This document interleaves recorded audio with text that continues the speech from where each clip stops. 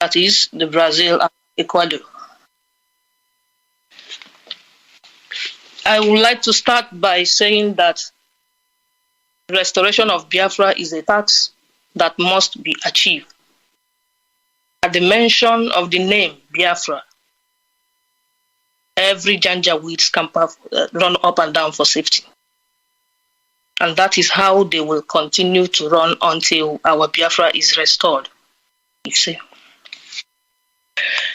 It is very important to remind our people all over the world that without finance, all our activities, wherever we are, will be in vain. But Chukwokika Biama will not let it be like that. We have to continue to pay all our dues. All our dues that we are expected to be paying on a monthly basis. At the same time, evangelism must continue. You keep preaching the gospel until Biafra is restored. Just the way you see all the pastors in different parts of the world, the way they preach the gospel, we will continue to preach our gospel of Biafra restoration. Because Biafra, according to our leader, is our religion. This Xmas season, a festive period, this Christmas that is coming, we have to be very, very careful wherever we are. We must be security conscious, especially those who are in the zoo and in Biafra land, especially those who are traveling from different countries of the world back home. Be security conscious, be intelligent, at the same time be smart. And this festive period, try to help each other. Give helping hand to those who need food. Visit the charities if possible. Charity, homeless place and motherless. Do the best that you can to see that you are, passing a positive impact to the people of the Biafra around you. I would also like to play my flute. That will be towards the ending of this program. I would like to end it here until I come back again. Thank you. Yeah, thank you very much for your speech, for both of you. Now, just to add to what my colleagues have said, I want to commend all those that are playing a very crucial role in this our restoration of Biafra. Those that are paying their monthly donations every month, and the compulsory levy, which is paid once. Our monthly donation is very, very important. It's compulsory.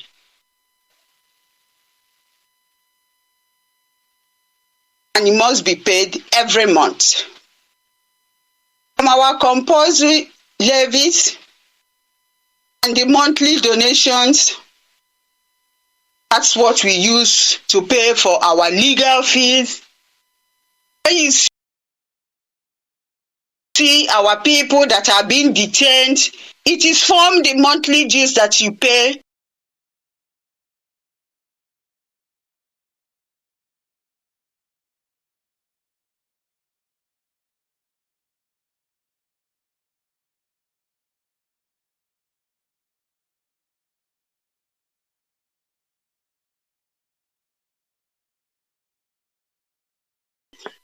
That's where we use the money to bail them out.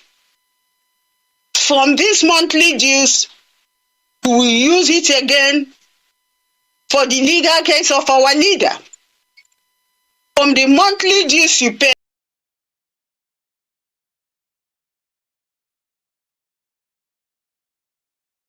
pay. We use it to help our people back home in Biafra land, to help pay for school fees for some of them that their parents have been killed. Some we pay for their house rent, feeding, and other things. So that's why it's necessary that we take our monthly donation very, very serious. Everything started from this monthly donation.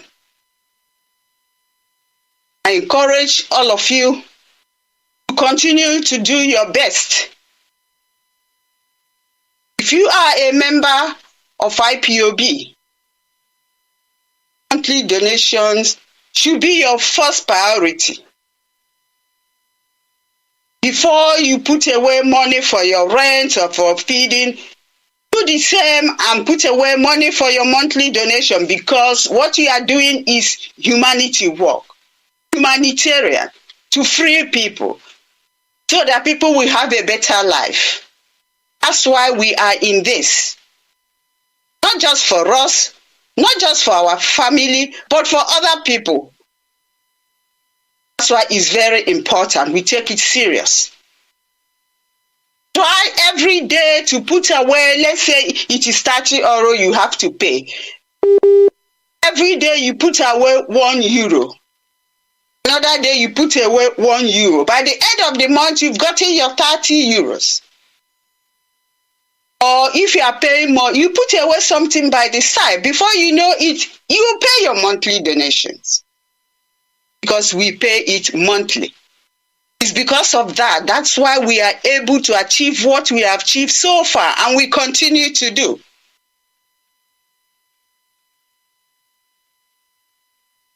And our monthly donation goes to Germany. While those of us in Africa continent, you know where you pay in your monthly donations. Your levies. I don't need to mention it. You know where to pay it.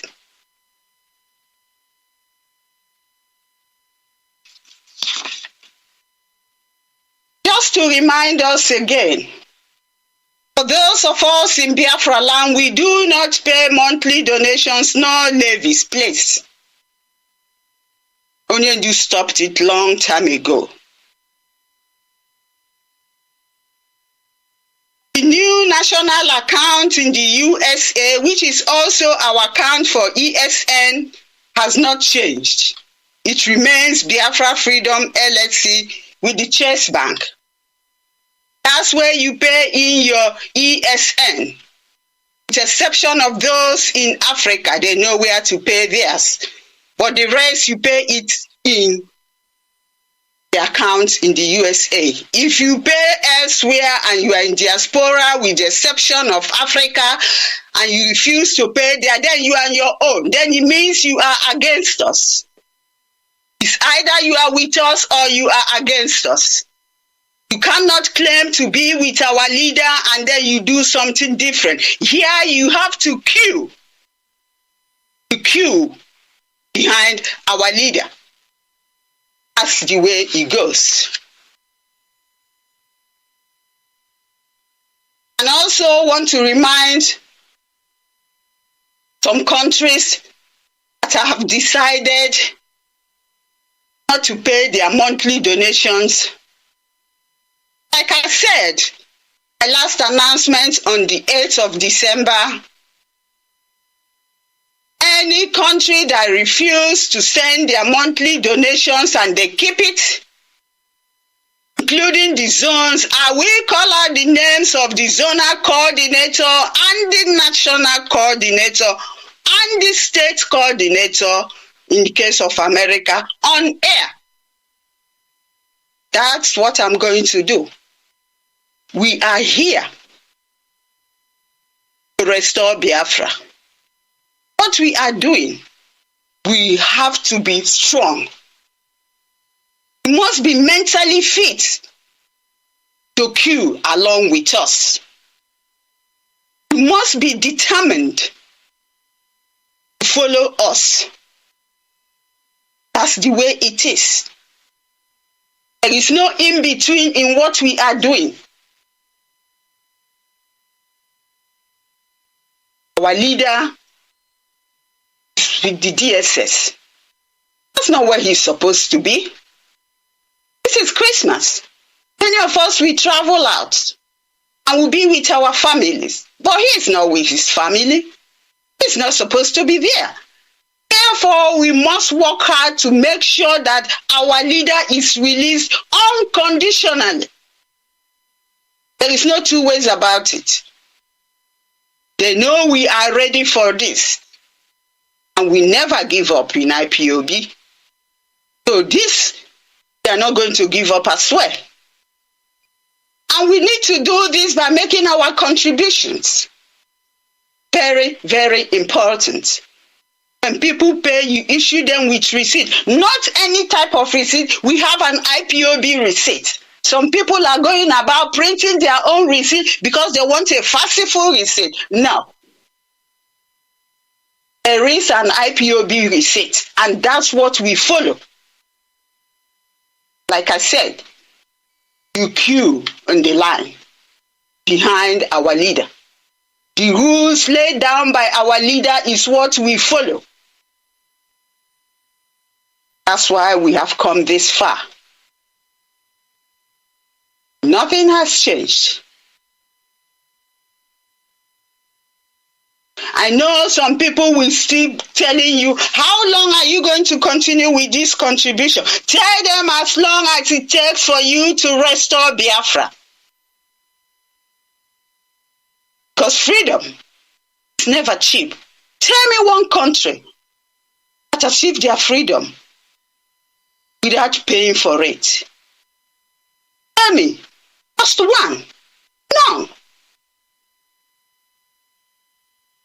All these sacrifices that people have made, those that have died, some of them are childless, some are motherless, some are fatherless, and you think we can leave them like that? We owe it to them to restore Biafra. We have no choice. You cannot choose what you will do, because this is our priority. There is no going back. We must continue to march forward. That's what it is. Yes, people will complain. We know that. But do you have any other choice? Do you have a better choice? There's no better choice. Therefore, we have to continue to do what we are supposed to do. We have come this far because of our determination. We have come this far because we are focused. We have come this far because we are consistent and determined. So what reason do you have to go back now? There is no reason for that. You must march forward. Dust yourself up. People will talk. Oh yes, they will talk. That is their own assignment. But your own should be, the less you talk, the more you do the work. People should be allowed to do their work in the departments given to them.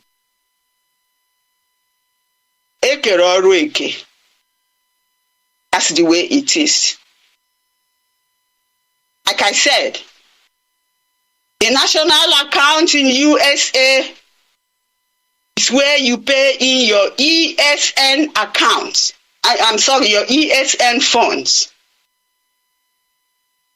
No other accounts. Ask your coordinators, they will give you. Some people are giving excuses. Oh, I did not know. I don't know the account. Everybody knows the new account, unless you don't want to know. Ask questions. Let us try to do the right thing before God and man. And in truth and honesty, we should stop pulling down others. And we march on. Our leader must be released. I commend all our lawyers, and all those that are making contributions. Whichever way you know you can help, do it. It's very important, but do it in truth and honesty. Stop now and go back to my colleagues. I want Nelson to give his closing speech, please, unless you have something else to say. Thank you very much. Over to you, Mazi Nelson. Go.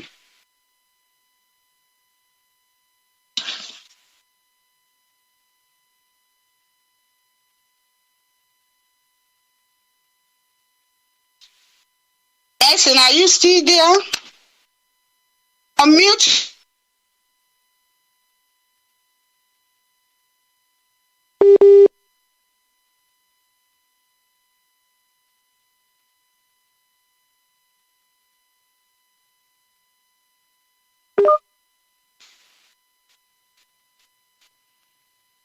All right, Nelson. Am I Yes, coming out? you are coming out, but Nelson, I don't know if I think he's muted. Mazi Nelson is muted. Okay, Nelson, please unmute yourself. But yes, he's on. Hello, sorry, yes. my network dropped, All right, go ahead, please, Mazi. Okay. Please, your closing remarks. Okay, thank you. Yeah, once again, I greet everyone contributing to our freedom. You have heard what the head of finance said to us all. We have to heed the call for freedom. And as I said earlier, freedom doesn't come cheap. Otherwise, God wouldn't have allowed his son to die for mankind. All hands must be on deck, as my mother used to say. You do yours, I do mine. And our freedom is there. Freedom is not given, freedom is taken. It means if we do not do our part, our oppressors will never for one day call us, take your freedom on a silver platter. It means we have to do our part. To all that have been doing their part, once again, my humble salute. And again, continue. Do not stop until we are free. Ikechukwu, Ndewo. Thank you very much. And Biafrans all over the world. Ndewo. Ndewo, man. Thank you. Now, I will bring in our sister. But before that, I want to remind every one of us to remember our leader in our prayers. Those that are being detained, and all those that are walking in truth and honesty. Informer, over to you.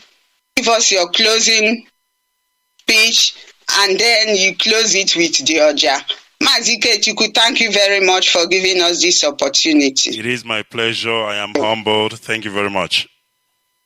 Okay, over to you, Informer. Please unmute yourself. Yeah, thank you very much. Once again, I am Informer Linda Chimoba, and I'm speaking to you from Sweden. I will also want to advise our people to be security conscious, especially in Biafra land, this festive period. Don't drink and drive. Just be security conscious. Also, I would like to wish our director a Merry Christmas in advance. And as well as wishing every lovers of freedom all over the world Merry Christmas in advance. We love you, Director. And I'm wishing you this Merry Christmas with this my little music, my flute. And it goes like this.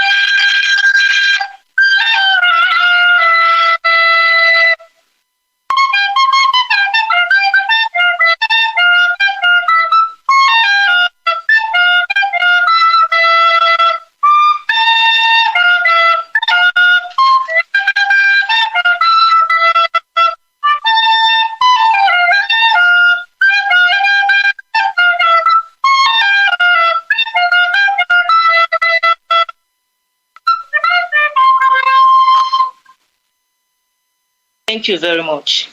Thank you very much. Thank you. I'm loving it. I'm loving Thank it. you. Thank you, Mazi Kechiku. Thank you very much. Now we can. Thank you very much. Thank you. There we go. Yeah.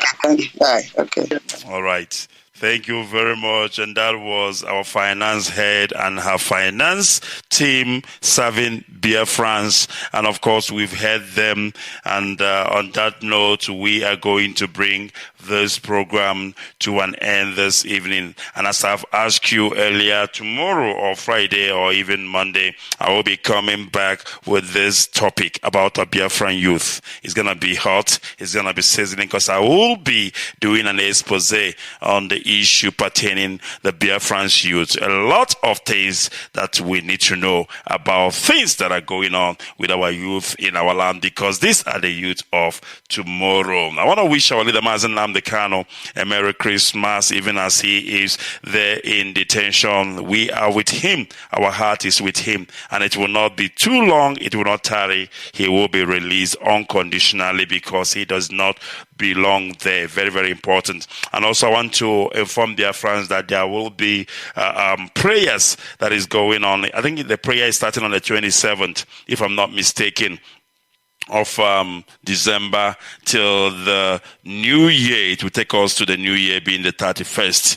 And of course, the announcement has been going on our IPOB community radio app as well as on Facebook. You should be seeing them there. We must continue. Thank you, Biafrans, of course, for joining us this day on the open line. And thank you also, my sister Nenianya and the finance team, for making our time to come on air to speak to us, because money is the wheels that freedom fighting runs on. Because without money, you cannot be able to, equip the struggle. You cannot be able to take the struggle to all the place that it needs. We need to pay for the legal team. We need to pay for a lot of things. There are people who have lost their lives and their family need to be taken care of. That is a very, very important thing that we need to understand. On that note, I want to bring this program to an end. My name is Mazi Kechuku Onoha. I am a professor of law, history, and forensic investigation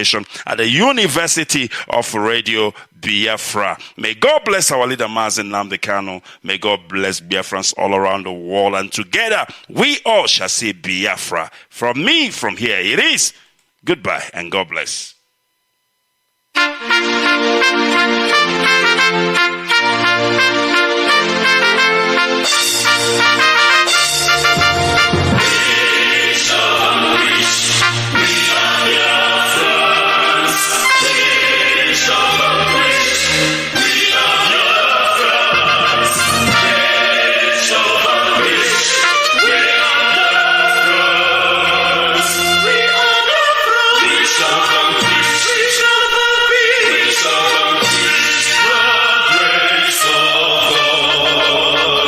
We shall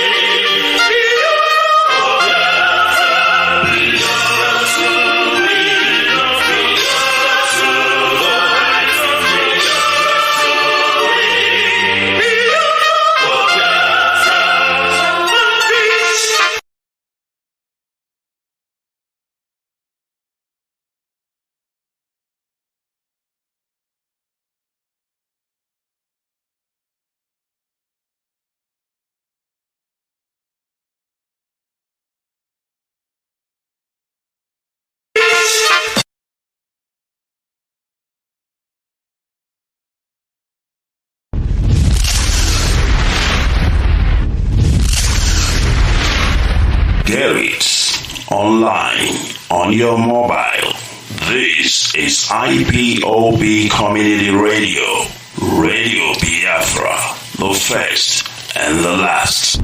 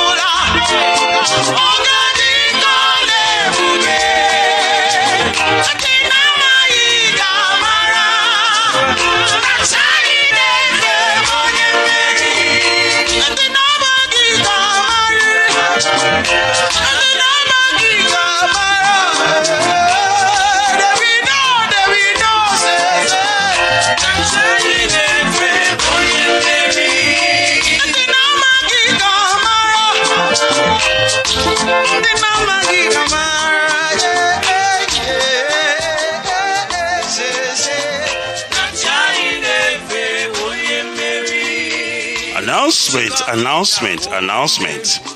There will be 12 days prayers from Monday, the 20th day of December to Friday, the 31st day of December / crossover night by IPOB / Biafrans worldwide.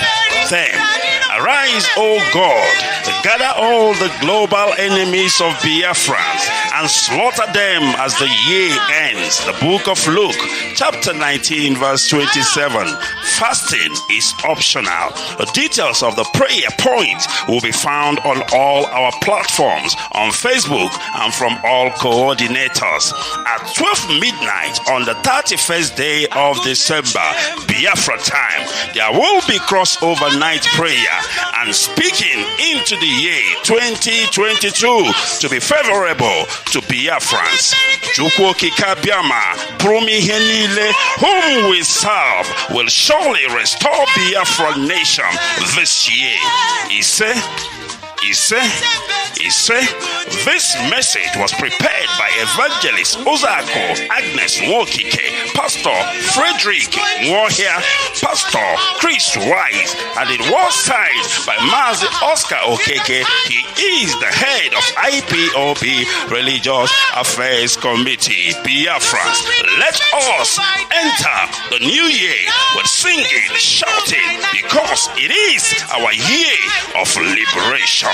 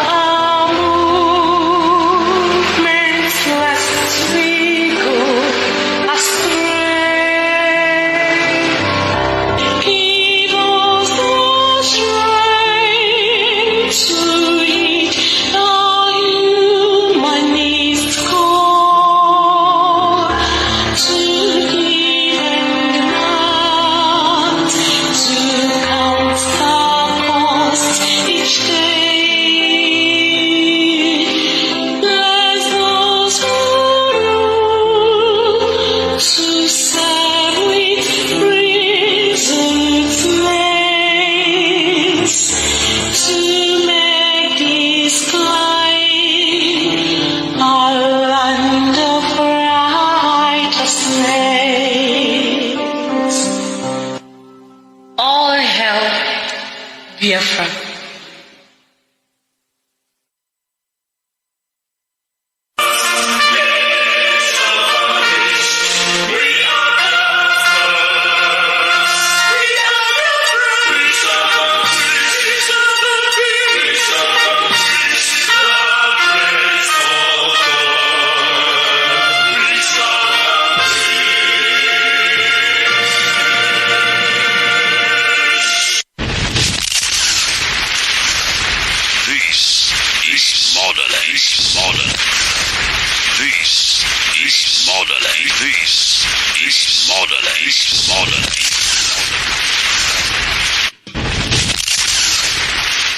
right, good evening, great Biafrans, wonderful people, beautiful people. I welcome you once again this evening. It is yet another day, a day that Chukwu Kikabiama have made. And it is a pleasure for me to welcome you wherever you are this evening and wherever you are hearing the sound of my voice. We do apologize for coming up a little bit late.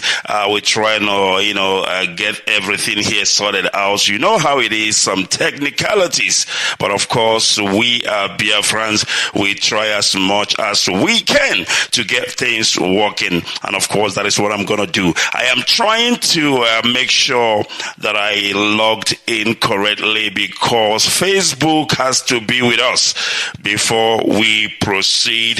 Facebook have to be with us, and that is what I am trying to do at the moment. I think I'm getting it sorted out. As soon as Facebook is with us, we will continue in earnest because of our time.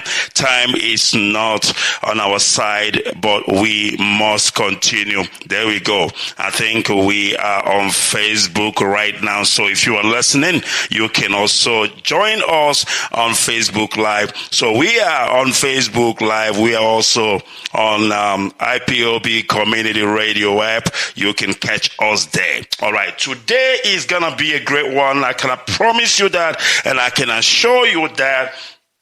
Today, of course, being the 8th day of December 2021, and the time standing here at 6:24 p.m. here in Johannesburg. Johannesburg is the city of gold. Of course, from Johannesburg, we are moving down to Biafra land, the land of the rising sun, the land that Chukwu Kikabiama has destined for us to settle for all eternity. We and our generation, our children and their children, and no demon can take that away from us. We must continue. We must proceed. My name is Mazi Ike Chukwu Onoha. I hail from Omowa in Olu province of Biafra land. I am going to pray this evening, and of course, immediately we are done with the prayer, I will bring in straight Mazi Aloy. Let me call him barrister because that's what he is. You must give honor to whom honor is due.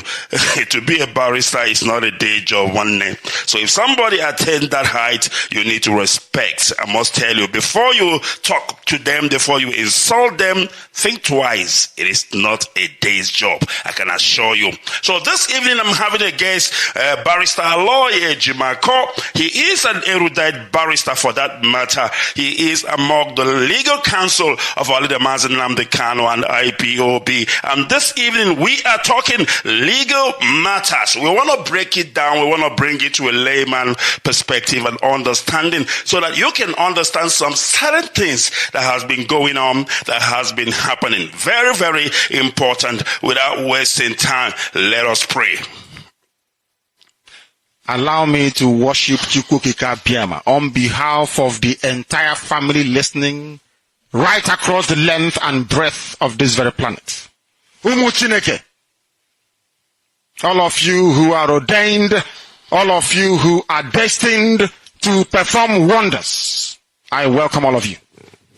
Now, I will present you to Chukwu Kikabiama in heaven.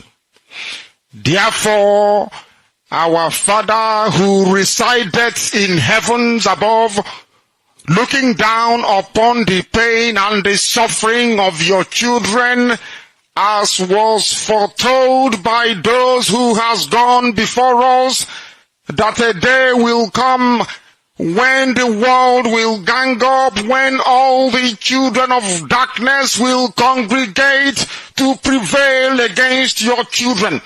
That time is now. We are in pain. We are in so much suffering that man cannot begin to comprehend it. We ask for your mercy. We ask for you to come and present and provide a way where there is none. We ask you, Chukwu Kikabiama, ka iwe ike mee amara n'ime ndụ ụmụ gị niile ndị IPOB n'ebe niile dị iche iche ruo ebe niile ụwa sọtụrụ, ka ịdị mma gị na ebere gị biko gbaso ha ụbọchị ile nke ndụ ha. Ọkwa asụsụ eluigwe We call upon you this evening. The vultures are congregating. The saboteurs are rising up. We are beginning to identify them. And we are dealing with them. We ask you to give us the strength. We ask you for courage. We ask you for every ounce of determination and resoluteness. Make us as hard as steel, as only you can do. Baptize us in your word, in your knowledge, in your truthfulness, and in your strength. Make it impossible for our enemies to come close to us. Destroy them before they come very close. We will be tempted, of course. Our defenses will be tried without a shadow of a doubt. Sometimes there may be breaches, but in the end we prevail because that is your word and that is your promise. This evening we hold on resolutely to that very command of yours. Your own spoken word. The word that you gave to your children when you said to them that they should not worship any idol, they should not bow before any graven image. We have made mistakes in our lives. We have bowed before European idols. We have done everything but worship you in truth and honesty. But now, having realized the errors of our ways, we present ourselves before you, that you may do with us as you please. So it was prayed thousands of years ago. That same prayer will re-echo because we are nothing without you. We are nothing without you. We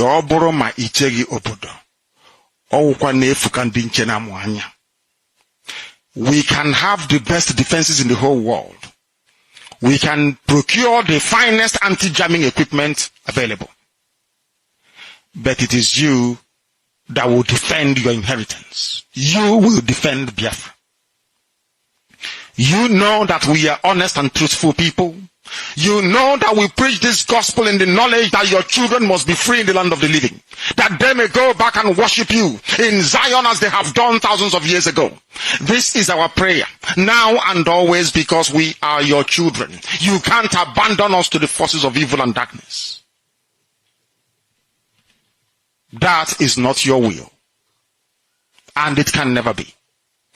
That is why today, tomorrow and always, as you have called us to undertake this very monumental and epic task, as you have determined that your word must be preached in the land, that very land you gave to our ancestors thousands of years ago, so shall it be done in our lifetime. Allow us to be worthy to serve thee. Chukwa Biama, allow us to be considered worthy to serve you. You know we speak the truth. Our enemies are liars. They are cheats and they are killers. They are bloodthirsty bastards, all of them. All of them bar none. They have brought their lies to bear upon all their dealings. Their tongue is very spiteful against those of them who are righteous before your sight. Please don't allow shame to befall your children. Don't allow shame to befall your name, because we answer your name, we bear your name. That is why today we make this very prayer in the sure knowledge that Biafra will be restored as your own kingdom upon the face of the earth. That you will be worshipped every blessed day of our lives, as our children will do, and so will their children. Until time everlasting we have prayed in your name. Ise. All right, welcome back once again. It is Radio Biafra. Hello, Motherland, coming to you this evening. Of course, today is the 8th day of December, the year of our Lord. I am going to see if I can get our guests this evening online. Very, very important because of time and connectivity, as you know them to be in the zoo. I hope we will get hold of him. I hope we will get hold of him. Very, very important. because of network issues. My goodness me, I am trying to get hold of him, and of course we will try, and as soon as we get him on the line, we will bring him to you. All right, I want to welcome you once again. My name's Mazi Ikechukwu Onoha. Of course, I hail from Umowa in Olo province of Biafra land. And I want to welcome you once again. If you are just joining us right now, the time here is 18:33, and it should be there about 17:33 p.m. in Biafra land. So depending on your time zone, depending on where you are hearing us this evening, very, very important. We will proceed in earnest as we are trying to connect our guests this evening. Very, very important. I just hope that network will not be an issue, as you know, as you understand. We will take a quick break and we will be back. All right, welcome back once again. It is to Radio Biafra. Hello, Motherland. We are live. We are direct. Of course, today is the 8th day of December 2021, and the time standing at 6:42 p.m. here in Johannesburg. Of course, without wasting time, we need to go straight to it because of our time. Mazi, can you hear me?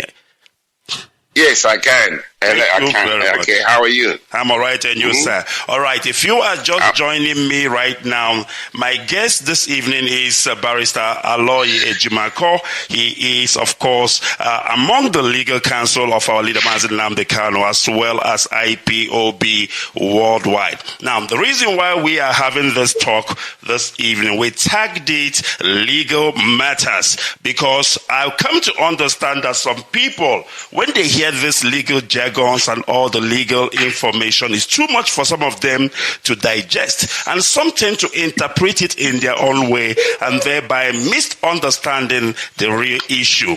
Therefore, I've brought in our own erudite barrister Aloy Ejimako. He is a man, I must tell you, I do emulate. As a final year law student that I am, I love what he is doing, and I believe that Biafrans also love what he is doing. Mazi, you are welcome to Radio Biafra Motherland. It's my pleasure to be with you, Ike. All right, so let's get straight to it. Mazi, first of all, in a nutshell, who is Barrister Aloy Ejimako? Please, can you tell us in a nutshell, who is Barrister Aloy Ejimako? Well, yeah, I'm basically your average Joe. I'm your average human being. There's nothing too special about me. I went to school in Nigeria here. I did my secondary school in Nigeria. I traveled overseas, and ultimately I finished my university education, where I qualified as a lawyer and also practiced for a while before I came back to Nigeria past few days. Yes. All right, beautiful. Now tell me how... That's just who I am. Yes. Thank you. I'm just trying to, get people to understand who is Barrister Aloy Ejimako. Now, tell me, how easy or difficult have you found it? I mean, when somebody have studied abroad or practiced abroad, and then you come back to Nigeria, of course, to continue the same practice, I know there must be a lot of challenges. So how difficult have you found it to practice as a lawyer in Nigeria? All right, Mazi, can you hear me now? Sorry about the network issues. Yes. No, the whole time you were asking me if I can hear you, I could hear you, but apparently you couldn't hear me. Unbelievable. It is network issues, but I'm happy at least we have you back again. All right, let's continue where we stopped. I was actually asking you a question, and I say to you, as somebody who have, practiced outside, and then you have to come back to Nigeria, of course, to continue your practice, especially when it has to do with legal issues. What are the challenges that one is facing? Well, one of them is procedural. There are some procedural challenges here, even though the procedures were borrowed from England and some of them from the United States where I have practiced. in practice here, the procedures are different. It's a challenge. Another challenge is something that I find to be very funny. If you practice in America or UK or South Africa for 30 years and you came back to Nigeria and go to Nigerian law school and get your license here, there are some Nigerian lawyers who just got their license to practice in Nigeria 5 years ago, and some of them take this seniority thing too far. I'm sure you don't do it in South Africa. So even if you are a well-known, yes, even if you're a well-known lawyer in South Africa and you won a lot of cases and attained some reputation in the profession, some misguided lawyers here would head down simply because they are your senior at the Nigerian bar. I find that to be very nonsensical and childish. And it's something that, can stifle legal scholarship and excellence if it's taken too far. So I think maybe Nigerian look at it, because that seniority thing does not exist in any common law country. It doesn't exist in UK. It doesn't exist in America. And it just comes. So in Nigeria, lawyers take it too far. So what you know, regardless of your skill, somebody might be feeling that is yours. So because say A or B in terms of the legalities of an issue. So they take it too far to the point of trying to stifle or model legal scholarship or legal excellence. So I think that is quite a challenge to any lawyer who went to school overseas and came back here and went to law school here and got licensed of late. Yes. All right. That is so unbelievable, because here in South Africa, we don't do this whole thing of a senior advocate of Nigeria or what have you. When you come to court, everybody is more like equal. The only difference there is that for you to actually, hear me, Mazi? I can hear you. I hear you. All right. I hear you. I'm with you. All right. All right. So now I was saying that here in South Africa, we don't, do this whole thing of senior advocates and what have you. The only difference is that in order for you to actually defend somebody in a high court, you must be an advocate. All right. And then if you are an advocate, for you also to defend somebody in a regional or a lower court, a magistrate court, you need to get an instruction from a normal lawyers. That is just the only thing that differentiates this whole seniority here in South Africa. But of course, what can we say? Nigeria is what it is. All right, let's continue. Now, I want to know, Barrister Aloy Ejimako, what is your specialization in law? Do you have a specialization or just general law? Yes, I do. I I have a master's degree, which called LLM, a Master of Laws in law. And I did extensive research in international human rights law and international business. Hear me? Yes, go ahead, please. Did you hear me? Yes, I go ahead. I heard you. You talked about the LLM, which I am aware of, is Masters in Law. Please go ahead. Exactly. So, yes. Yes. I specialize in international law at the American University. So that's what the LLM represents, which is Master of Laws. So that's my specialization. International law. Simple. Beautiful. All right. Thank you very much for that one. And then let's proceed, Mazi. Now, there is this word that has become like a music. Everybody's singing it. It is called extraordinary rendition. And I'm sure you are also tired of hearing every interviews. It has to come up. Well, unfortunately, that's just what it is. Please, if you can break it down for us, to a layman perspective, what is extraordinary rendition? Please go ahead. Anyway, to break it down, I think maybe I have to wax historical. I think people recall in 1984 when Nigeria tried to bring back to Nigeria a man named Omar Diko. They did not take him to a court in UK where they encountered him. Rather, they kidnapped him and put him in a crate, this box, sedated him and tried to bring him to Nigeria secretly without going through due process of law in UK. That is attempted extraordinary rendition. If he had succeeded and they brought him back to Nigeria, that would have been the first successful extraordinary rendition Nigeria would have done. But they didn't succeed, and the punishment that Britain gave to Nigeria is well documented. In the case of Mazi and Kanu, it's not different. The only thing different between Omar Diko and Mazi and Kanu is that they did not put Mazi Kanu in a crate. They put him in a private jet.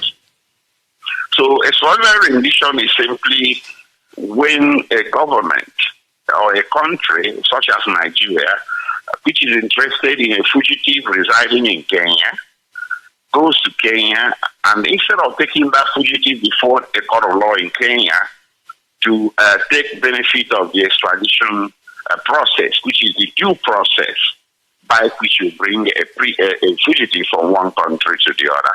So instead of doing that, they kidnapped Mazi Kanu and took him to a secret place, which is not a law enforcement facility. And 8 days later, they put him in a private jet and brought him to Nigeria without a Kenyan court order.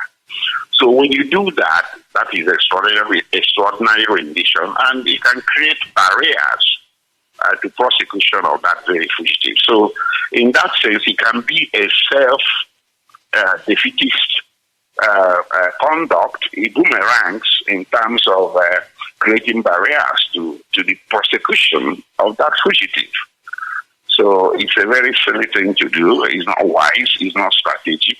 It's illegal. It's criminal, and it's something that there is hardly any reward at the end of the day, because you've lost your right to put that fugitive to trial, unless you don't have good lawyers to make that argument, or unless the system is so corrupt that no court of law listens to that argument. You know, internationally, there's a universal rule, and even in Nigeria itself, and elsewhere in all civilized common law countries, the universal rule is that you've lost your prosecutorial authority over a fugitive or an accused person that you renditioned.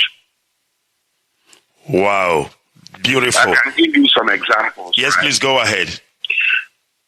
Okay, you see, Nigeria borrowed her laws from the United Kingdom, and since 1963, when Nigeria became a republic, for precedents or for judicial pronouncements, we look to the Supreme Court of Nigeria. But where a judicial pronouncement does not exist on any particular legal issue before a Nigerian court, Nigerian courts are encouraged to look elsewhere, to look to foreign nations and find out how their judiciary decided such issues of first impression, such as this extraordinary rendition that is happening for the first time in this country. So in this very case, we just have to look to foreign countries. And the first country we have to look at is the United Kingdom, where in a certain case, Aharo versus Horse Ferry Road Magistrates Court, Ex parte Bennett. That case was decided in 1994 by the Privy Council. And in that case, the court held, the House of Lords held, that where a defendant in a criminal matter had been brought back to the United Kingdom in disregard of extradition process and in breach of international law and the laws of the state where the defendant had been found, the courts in the United Kingdom should take cognizance of those circumstances and refuse to try the defendant. And that accordingly, the High Court of England, in the exercise of its supervisory jurisdiction, has power to inquire into the circumstances by which that defendant had been brought within the jurisdiction of the United Kingdom. And if satisfied that there had been a disregard of the extradition procedures, in the particular foreign country, it may stay the prosecution as an abuse of process and order the release of the defendant. So this very holding by the law, by the House of Lords in England has influenced a lot of cases around the world, even in New Zealand, where in Regina versus Harley, the court of appeal there held that there are explicit statutory directions that surround the extradition process. So the procedure is widely known, and it is frequently used by the police in performance of their duty. So why should anybody skate around it to try to bring into New Zealand a suspect without resorting to the extradition process? So in that very instance of the case of New Zealand, the court also held that jurisdiction does not lie anymore to try such suspect because the extradition procedure was breached exponentially. So there are a lot of other cases from other jurisdictions, even in South Africa, in South Africa where you live, right? Yes. You may even have to look into this. It's called S versus Ibrahim. Okay. 1991. S versus Ibrahim. I can give you the citation. I have it offhand. I don't have all the citations, but the matter was decided in 1991. All right.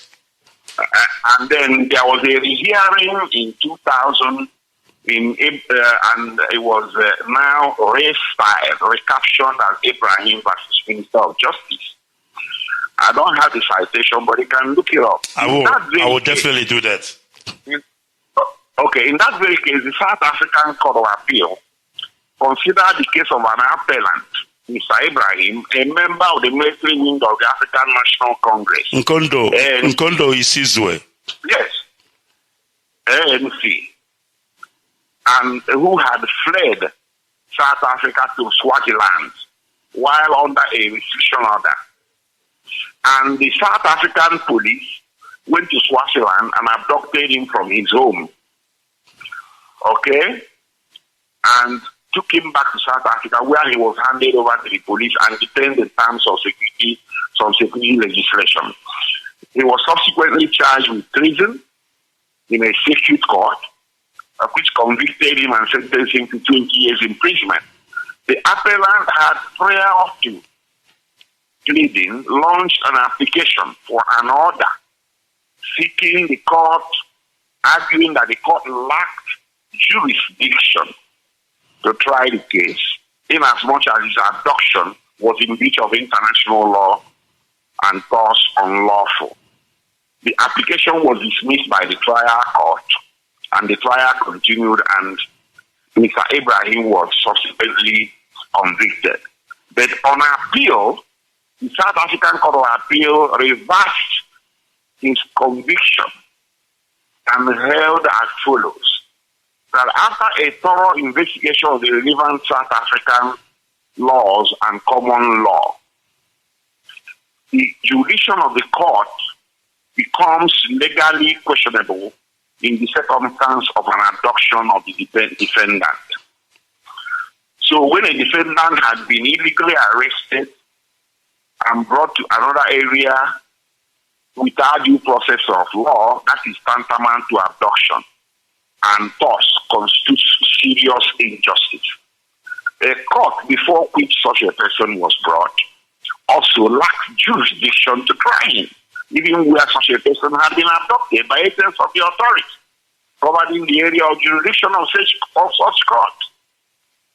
So in this case, the court further held that the rules embodied in several fundamental legal principles that include the extradition process, which is an attempt by nations to protect the human rights of fugitives, have been breached, and therefore the South African court lacked jurisdiction to try the appellant, Mr. Ibrahim, and his application should have been therefore granted at the trial level.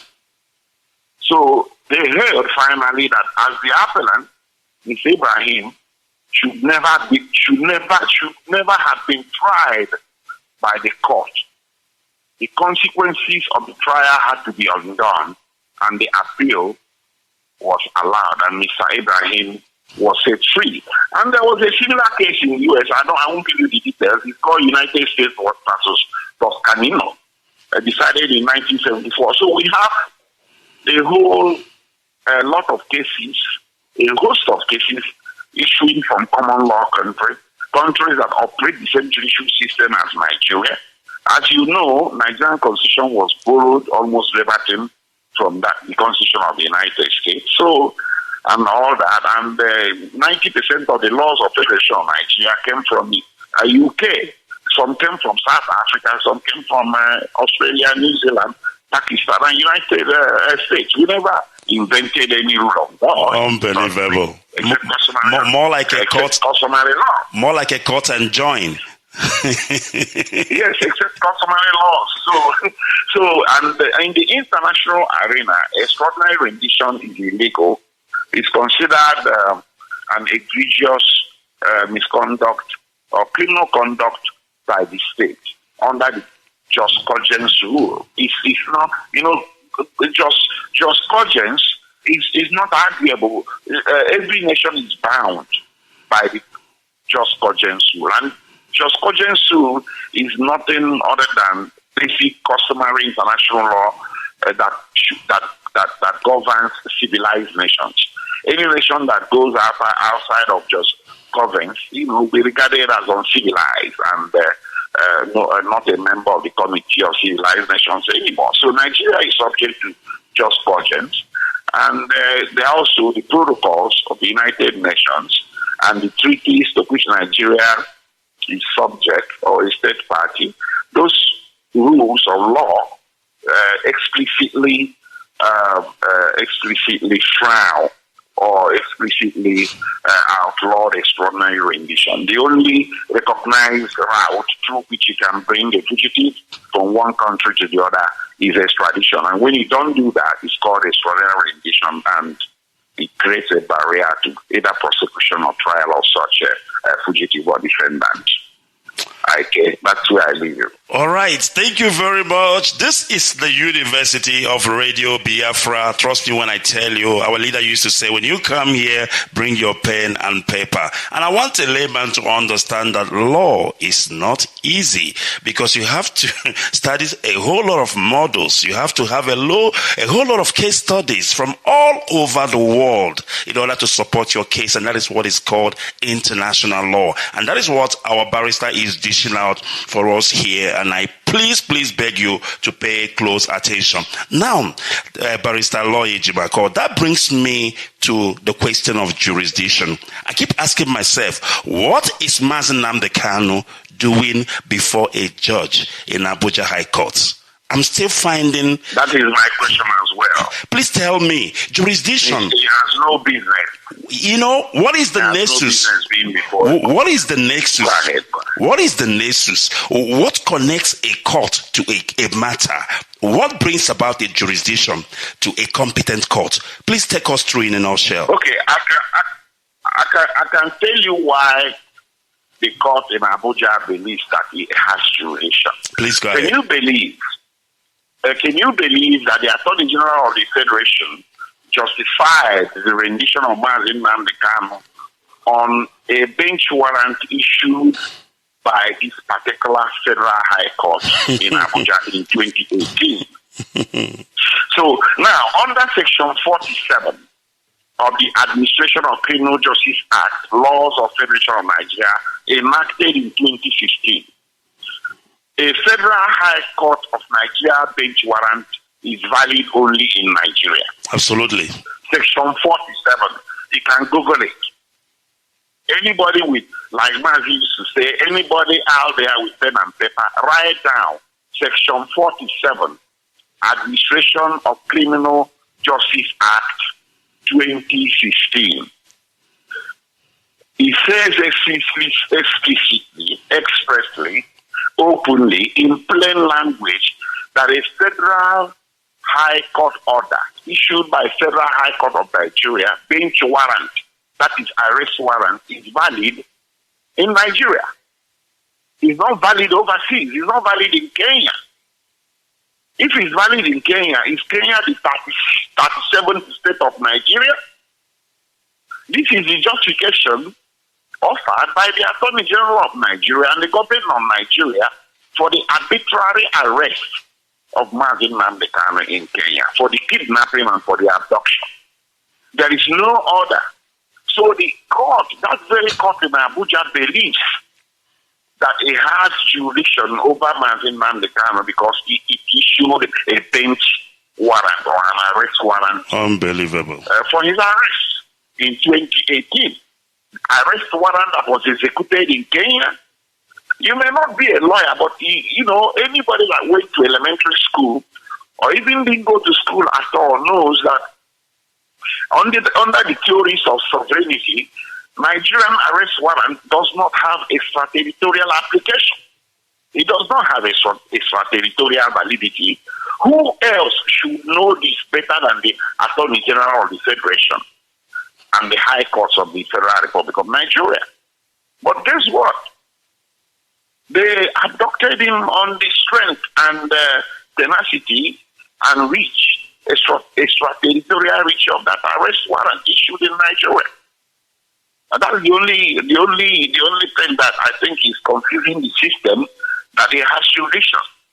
So we have raised objection before the court that jurisdiction does not lie, and we cross that bridge when we come to it. The argument would be made in court on 18 January next year. That's the next opportunity we're going to have. But more particularly and more importantly, the impact of extraordinary rendition, the adverse impact can be two ways. It creates a barrier against the court asserting jurisdiction over the defendant. On the other hand, being a violation of the fundamental rights of the defendant, it creates a barrier against the prosecutor in putting the defendant up for prosecution. It creates a barrier to the prosecution of the defendant. There are two different things. Prosecuting the defendant is the authority of the prosecutor. Trying the defendant is the authority of the court. Yes. Or lies within the authority of the court. So in this very case of Mazi Nnamdi Kanu, the extraordinary rendition has created two barriers. One, against the prosecutor, which is the Attorney General, and two, against the court, which is the Federal High Court in Abuja. So because it creates barrier to prosecution, that argument is better made elsewhere. In a sui generis, in an entirely new lawsuit, standing on its own merit, elsewhere in another court. And because the rendition is related to the attack on Mazi Nnamdi Kanu's home, or at Mazi Nnamdi Kanu's home in Afaruku, Ibeku, Abia State in 2017, the two are related. Because they are related, the possession started in Abia State, so I decided that a new lawsuit to seeking recompense for Mazi Nnamdi Kanu's violation, fundamental rights that were violated, has become necessary. That is why in August I went to Abia State and brought a new suit before the High Court of Abia State. Because my argument is there is an unbroken possession, unbroken chain of possession between the Python dance of September 2017, Mazi Nnamdi Kanu's flight to safety overseas, which found him eventually in Kenya, and the hot pursuit by Nigerian security forces of Mazi Nnamdi Kanu into Kenya, and the ultimate rendition, a forcible return of Mazi Nnamdi Kanu into Nigeria, is an unbroken chain of events that violated his rights under the Nigerian constitution. So if they are trying him in Nigeria, they also have to answer to the Nigerian constitution, to the laws of Federation of Nigeria, on that which they are trying him. So I have brought this action in Abia State to make the government answerable for the Python dance of 2017 all the way to the rendition of 2021.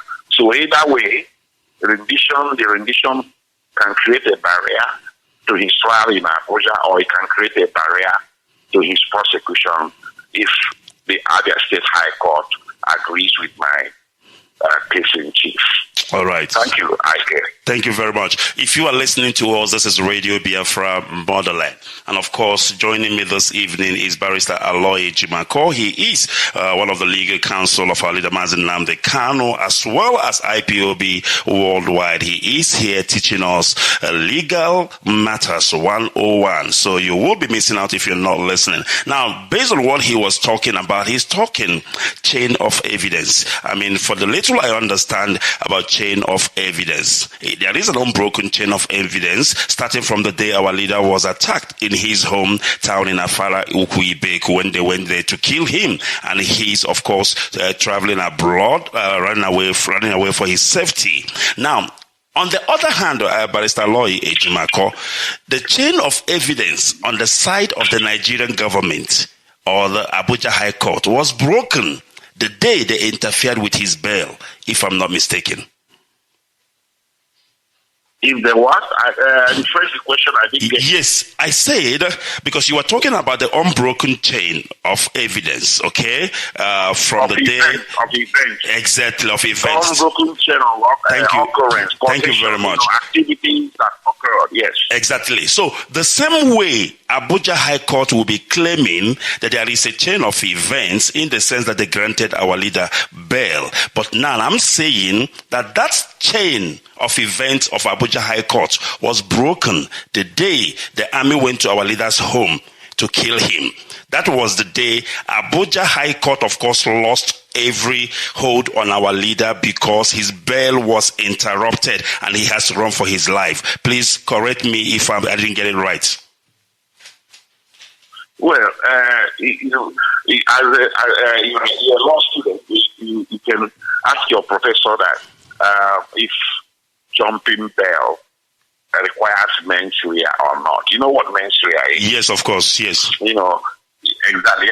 There has to be a mental element. There has to be evolutional quality to it, evolutional factor. You know, a premeditation. You sat down and decided that you are going to avoid going to court. You are going to dodge the trial, and then you run away. Nothing. There was no external force, no external intervention, nothing supervening. You decided on your own to skip town and dodge your trial. That's not what happened. That's not what happened in the case of Mazi Nnamdi Kanu. There was a supervening event, an event greater than he could control, a force majeure, a military attack, lethal, an attack that claimed 28 lives, a lot of injuries, including him. In the face of such lethal attack, the prosecutor, the Federal Republic of Nigeria, created a hostile environment within Abia State and the rest of Nigeria. Hostile enough for Mazi Nnamdi Kanu to have the present sense impression that anywhere the Nigerian security forces encountered within the corporate territories of the Federal Republic of Nigeria, he was a dead man. Because they declared him a terrorist. And they carried out a military assault in breach of the Nigerian Constitution. Okay? So in such a situation, there is no court of law that can rightfully say that such a defendant jumped bail. It's wrong to say that.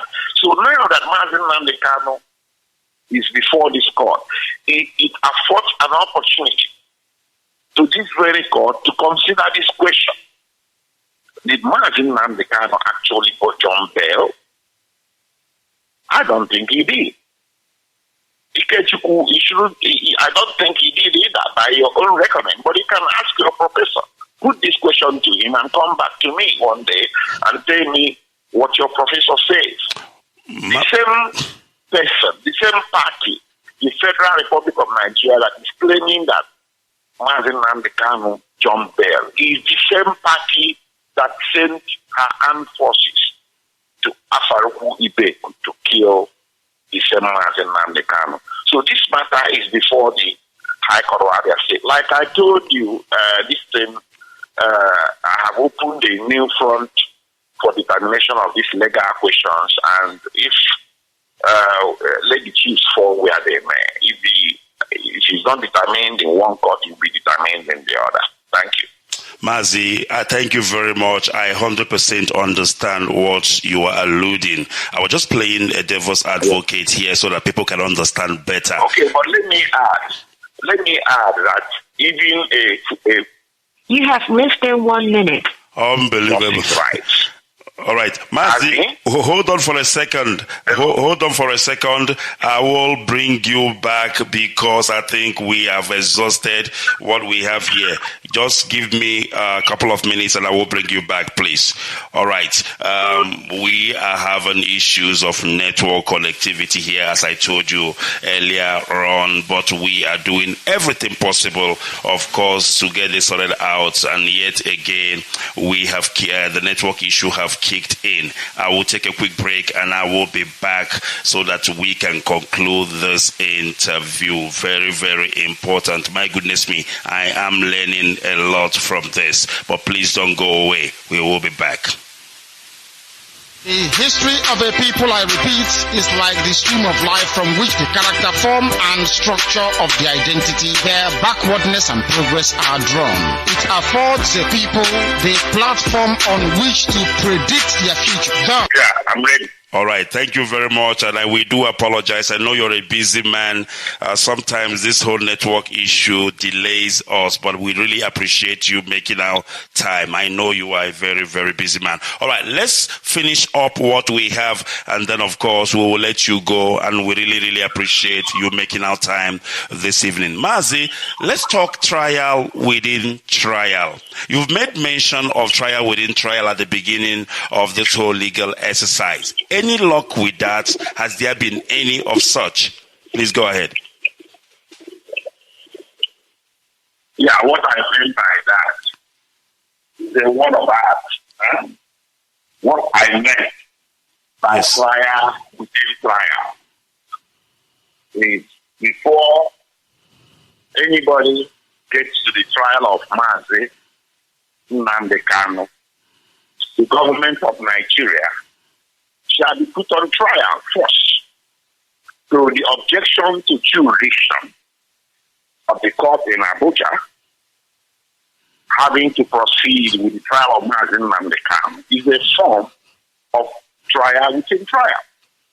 And the new action, the originating action I brought before the Abia High Court is also a garden variety form of trial within trial.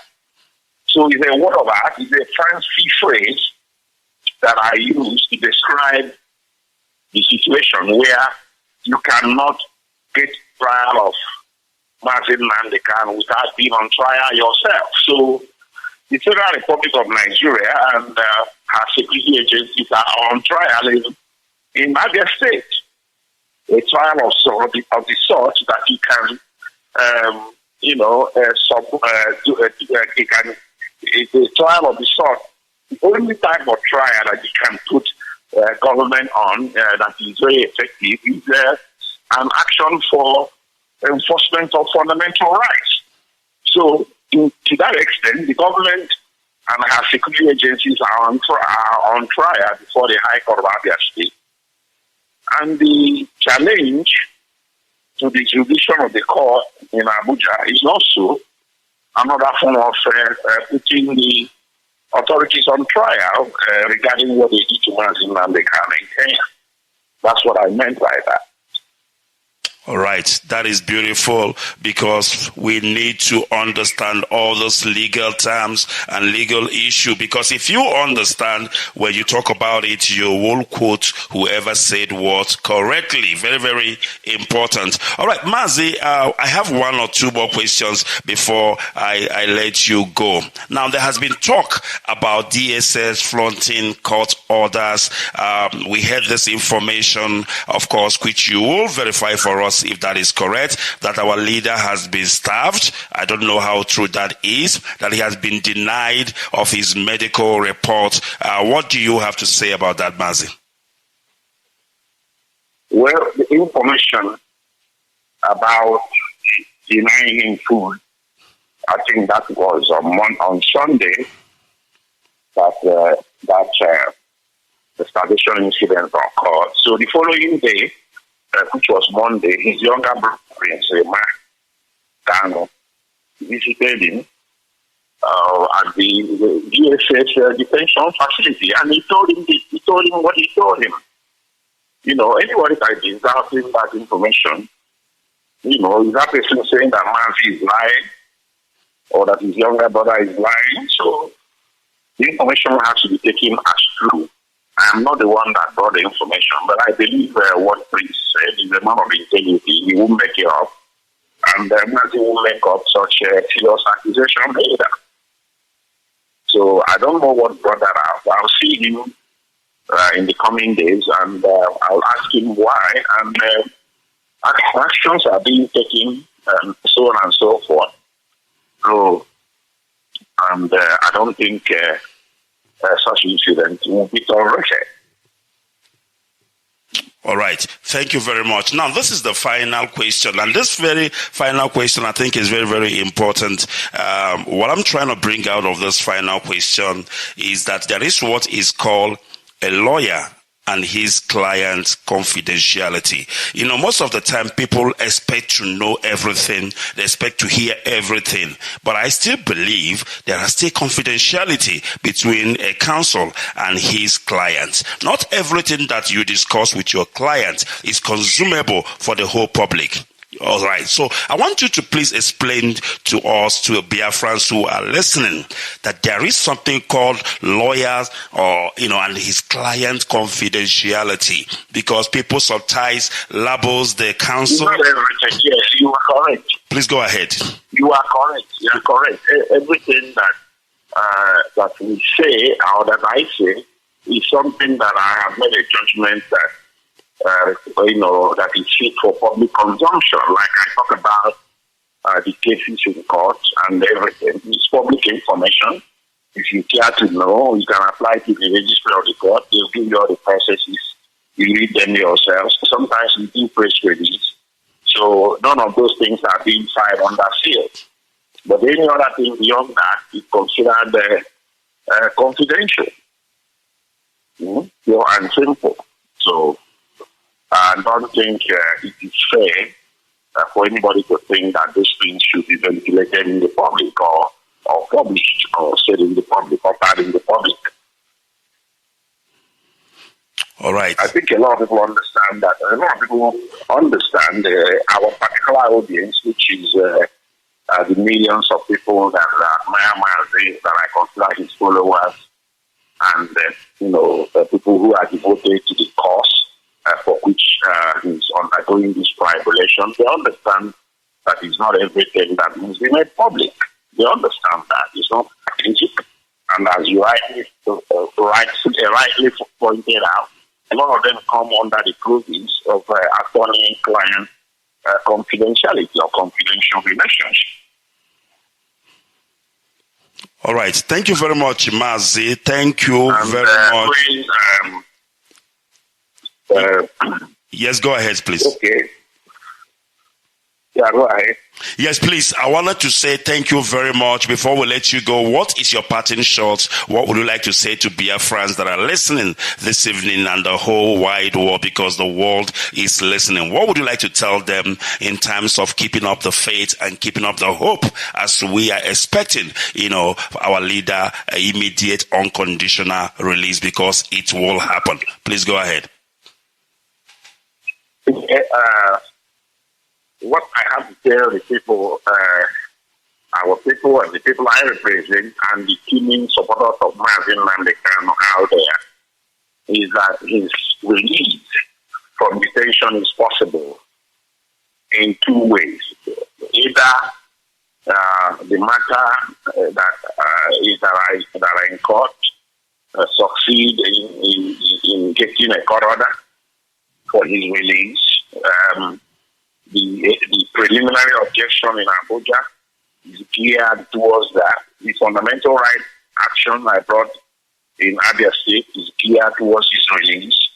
Either one of them, I hope, will cure a court order for his release. And his release can also come, by way of executive action under Section 174 of Nigerian Constitution, as I have pointed out. I always maintain that the tribulation Mazi is going through and members of IPOB are going through are not warranted. What they do or the enterprise they are pursuing, the cause they are pursuing is not criminal. It's a political disagreement. When you say you are tired of being a citizen of your country and you want your separate country, you've not committed any crime. This has been said so many times that, it's beginning to sound like a broken record when someone says it, but we just have to keep saying it. It's very unfortunate that the government of the day believes that it's a crime to tout or to pursue self-determination.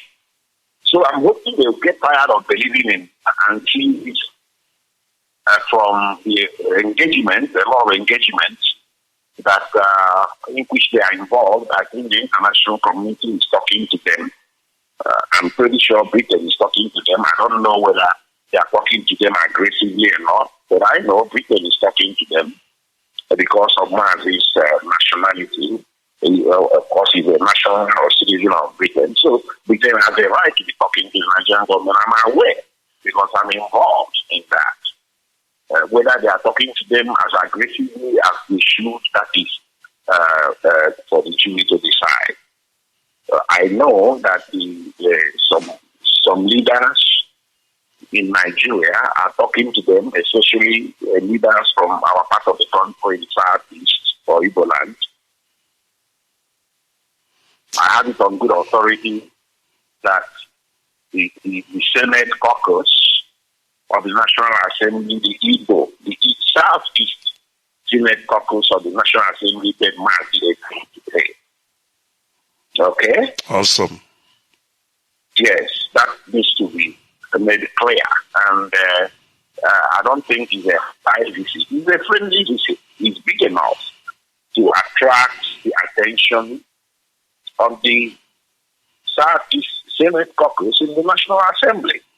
Absolutely. They paid him a visit today, and I'm sure if they have come to the level of paying him a visit, I'm sure somewhere along the line they are going to raise the issue with the authorities that are ruling the country.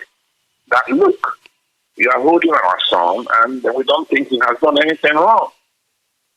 If Mazi is a criminal, nobody is paying him a visit. Absolutely. Nobody. And yes, the caliber of the people that are paying him visit should tell you that he's not regarded as a criminal. He's not regarded as having committed any crime. I think that is indicative enough to the authorities and to the people that are traducing him and seeking to suppress him and members of IPOB by means of punishment of some sort, that they are not on the right track, that they are in fact on the wrong track. So I'm hoping this whole thing will percolate to a point where the authority will see reason and restrace its steps. And in restricting its steps, the next best thing to do is to invoke the powers of the Attorney General under Section 174 of Nigerian Constitution and discontinue his prosecution and the prosecution of all IPOB members who are languishing in detentions across the land in Nigeria. And discontinuance of the prosecution will naturally lead to unconditional release. You see, I tell you something, since 2017, when I became Mazi appointed me or retained me as special counsel to himself and to IPOB, the Nigerian government has not gained any conviction of any IPOB member in a court of law in Nigeria, not for terrorism, not for treason, not for anything, not even for common theft of anything. So what happens is that our people get arrested and detained, and we go to court, and the judges look at the file. There is no evidence, and usually there is nothing to hang on that you can call a criminal offense. So the judges just throw the cases away That is why I don't have any single conviction. So if they have not been able to convict any single IPOB member since 2015, then these persecutions started.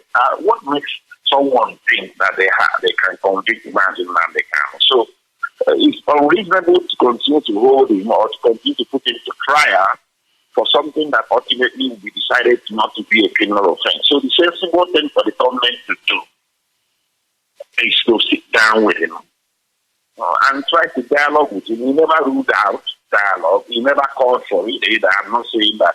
I don't want to be misunderstood that Mazi's lawyer is calling for dialogue. No. What I'm trying to say is that if the government feels that, he needs to do something, what I think is sensible for the government to do is to sit him down and ask him why he wants a separate country for Biafrans. And then talk about it. It's called dialogue. And somebody who is asking for referendum is also asking for dialogue indirectly.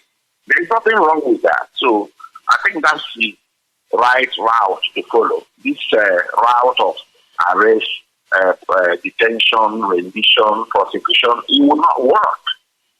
It never did in any other place. So it wouldn't work here either. So there is a lot of hope, my people. Don't despair. You can look to India where Mahatma Gandhi went through the same tribulations and eventually he won freedom for his people. And to South Africa where Nelson Mandela went through wars. He was in detention for 27 years. He came out and became president of South Africa.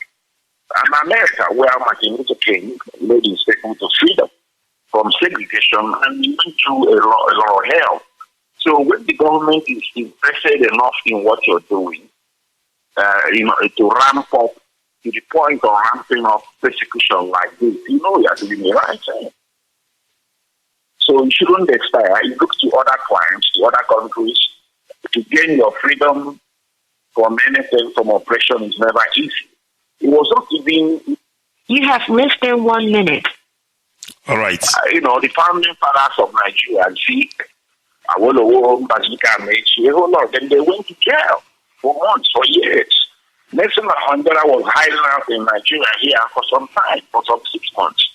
Even Uhuru Kenyatta, Jomo Kenyatta, not Uhuru himself, Uhuru is the son, he's the president now. Jomo Kenyatta, the father, was in Igbo land during the nationalist struggles in here, on exile. So it's never easy. So, all right. And I don't think anybody should think it's easy, but it's winnable, it's doable. Thank you. Thank you very much, Barrister Aloy Ejimako, for your time and, of course, joining us this evening on behalf of Biafrans and, of course, IPOB worldwide and all the lovers of freedom. I want to say a million thanks. And I'm not going to go and ask my professor. I think I've learned everything I need to learn today.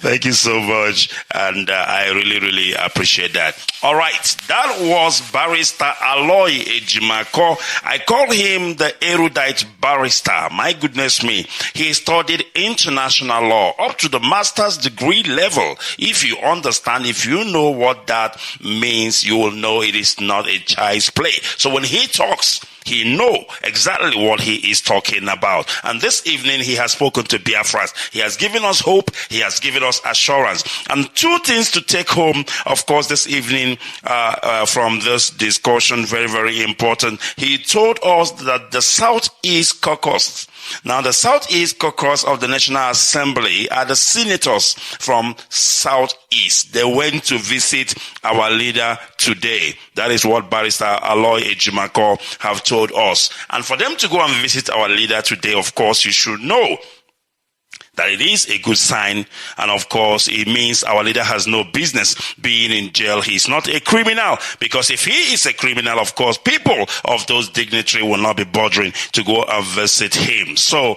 they went to visit him today, and that is a move in the right direction. Once again, thank you, Barrister Aloy Ejimako, for your time. We really appreciate that. You've heard it.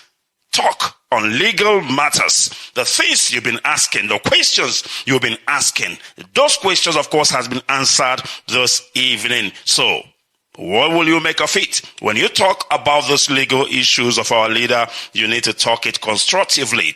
Talk it, or rather, speak about it the way you've heard, and don't try to dilute it. You know, I was asking Barrister Aloye Jimako about, just 1 second, I was asking him about, what do you call it? The lawyer and the client, privileges, or if we can call it confidentiality. In essence, attorney-client privilege is what upholds attorney's duty. Confidentiality in legal proceedings is a rule of evidence that prevents a lawyer from testifying, about his own client, and at the same time, again, it is a general rule that any communication between a lawyer and a client is confidential and subject to the attorney-client privileges. The attorney cannot tell that information to anyone without the client's consent.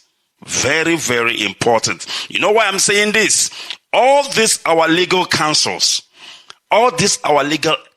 remember, they are an employees of IPOB and Mazi Nnamdi Kanu. This our legal counsel. Now, the information they divulge is the information they are allowed to in terms of the law, as well as in terms of their clients. They cannot come and tell you everything you want to hear.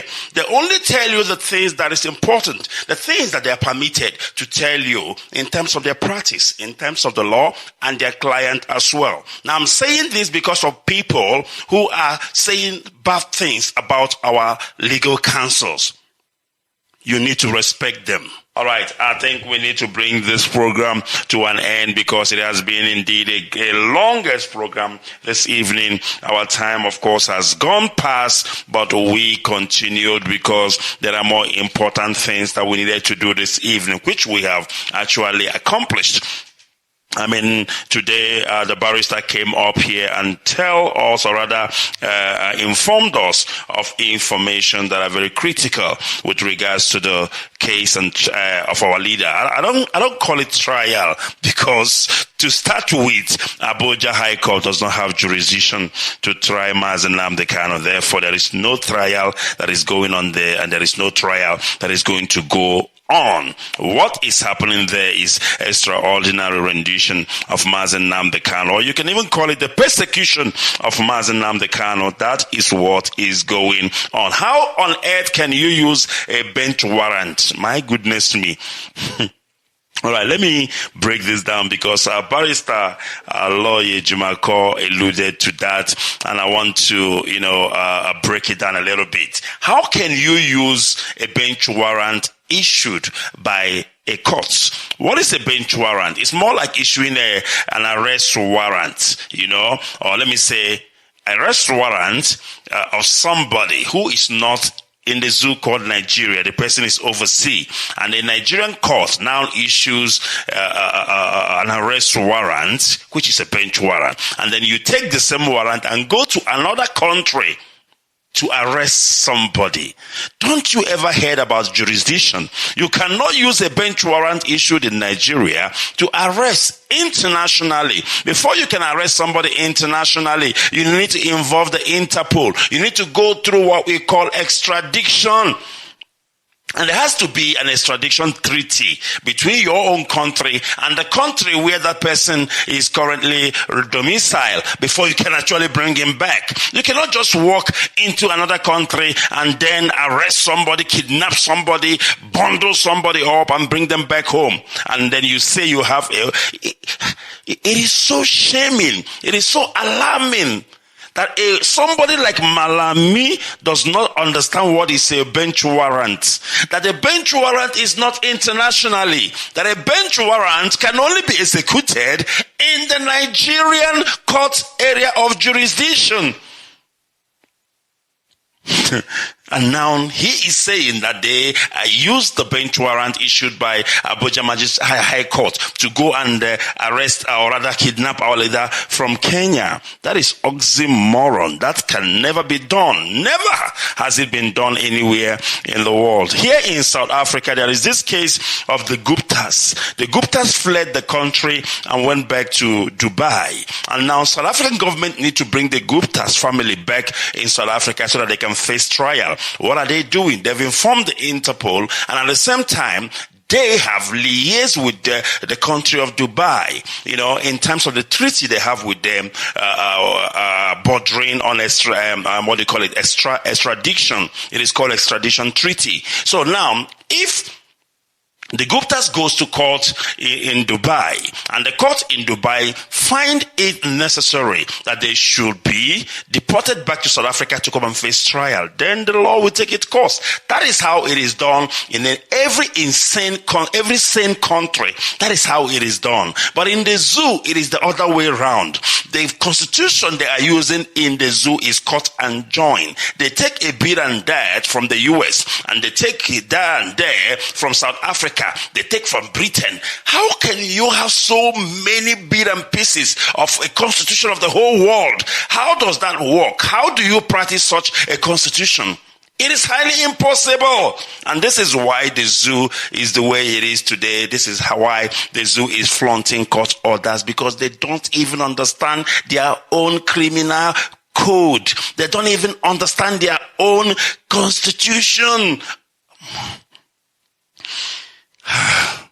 But we must continue. Like our brother said, we must continue, and we need to do everything possible. We need to do everything humanly possible to ensure that our leader Mazi Nnamdi Kanu is freed unconditionally. The barrister also alluded that the Senate caucus, of course comprising of the Southeast Senate members, they went to visit our leaders today. And of course, that is great news on that field. So, on that note, this is where we are going to leave it. This is where we will bring this broadcast to an end. And I want to thank Barrister Aloye Jumako, the erudite barrister, for himself. And I also want to thank our sister Nenyanya, our own financial head, for coming through this evening. And of course, Biafrans all around the world, and those who are listening to me, those who have tuned in this evening because they know that Biafra is our religion. And on top of that, they know that on this platform they call Radio Biafra is where we worship Chukwu Okike Abiyama, because come what may, Biafra must come, and our leader Mazi Nnamdi Kanu must be released unconditionally. My name is Mazi Ikechukwu Onoha. I am a professor of history and law at the University of Radio Biafra. From me, from here, it is goodbye. And may God bless the United Provinces of Biafra. Bye. See you soon.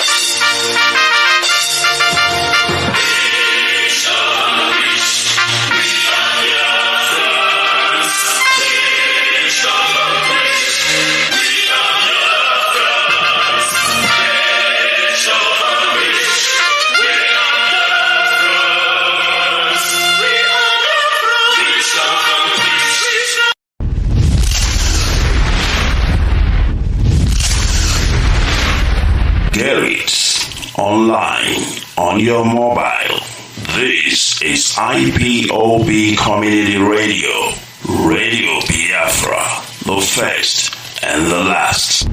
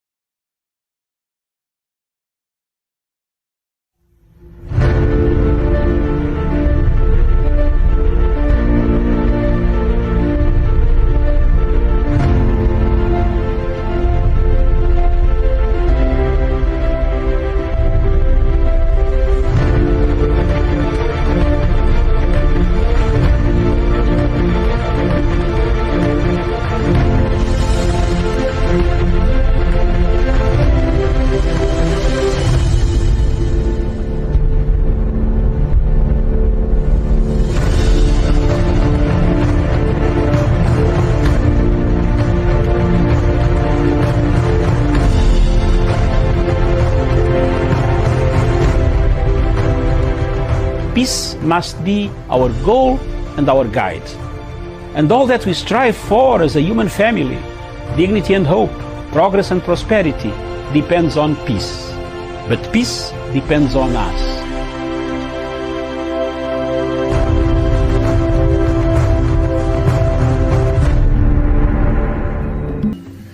When you cross over to Central African Republic, the same is the history that has littered Africa.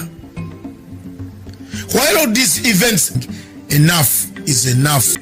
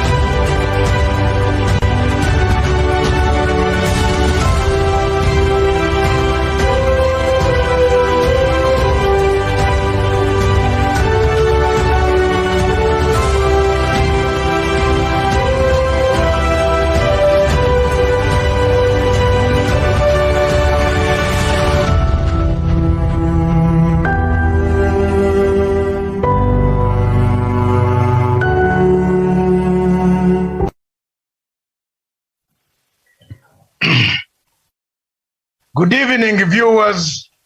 Welcome to Punchline Africa Television, the television in Pan-African station, the only television south of the Sahara in sub-Saharan Africa that discusses Africa.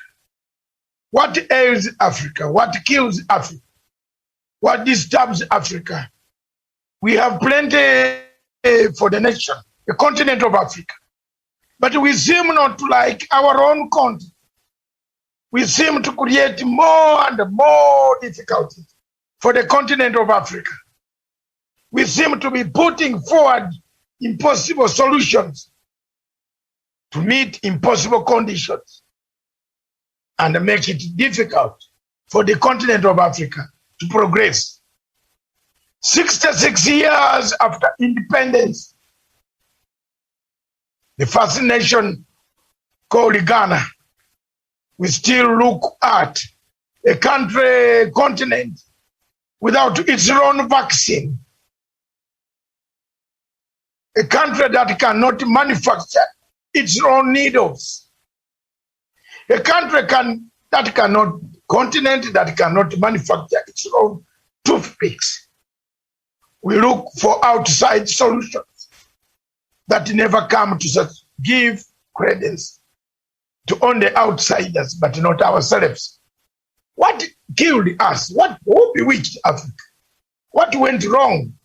The problem with Africa, so many writers across the continent, from Chinawa Keve, the world Sonyika, Gungi Wafyongo, those who wrote the books across the continent of Africa, from Patrice Lumumba, from Nyerere, the same message: Africa must unite. But how can Africa unite when some countries are bleeding? This evening, Matanga Africa Perspective wants to look at what ails Africa, the problem of the conflict of the Sahel region. The Sahel region that covers the northern parts of all the countries of West Africa, across the Sahara region, back to the Red Sea, back to the Mediterranean Sea. This is what I want to look at tonight on Matanga Africa Perspective. Thank you very much, all of you. Those joining us today and those who will join us later. Those watching us in Tripoli, those watching us in Abuja, Onitsha, Enugu, Port Harcourt, Lagos, Accra, Rwanda, Maputo, Dar es Salaam, Asmara, Port Sudan, Alexandria, Johannesburg, Harare, in Rwanda, Angola. Those watching us in Kigali, Kagame. Kagame seemed to be the man of the day. Rwandan troops have no mercy. When they go in, they do the job thoroughly. They have restored peace in Mozambique. Today, Mozambicans are beginning to smile. Thank you very much, President Kagame, for the swift decisions that you took to deploy your troops to stop the onslaughting Al-Shabaab terrorists that were taking over northern Mozambique. But what are the reasons then? We shall look at it as we come, step by step. Today, the Sahel conflict, we shall use Nigeria as a case study. Is Nigeria falling apart? Does Nigeria need reassembly? Has Nigeria learned any lessons? Was it too big a country to be governed by one man? If European Union is breaking itself down, what on earth is Africa working out? Was it a forceful marriage? We see conflicts in the Sahel region. Who funds these conflicts? My guests today who are joining us will be talking about the conflict. Is Nigeria collapsing? Thank you very much. I want to welcome Mr. Mazi MJ Ononcha from Dubai, United Arab Emirates. Dubai. Mr. Ononcha will be speaking about the Sahara region and about the country called Nigeria. He will talk about Biafra. Welcome to the show, Mr. Mazi M. Ononcha. Are you there? Hello, Mr. Ononcha, are you there?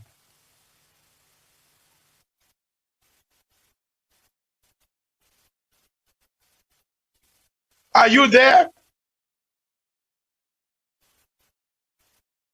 Mr. Mazi Mike Ononcha, are you there?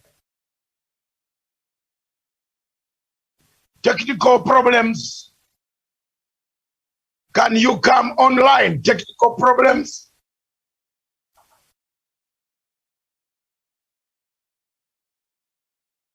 Thank you very much.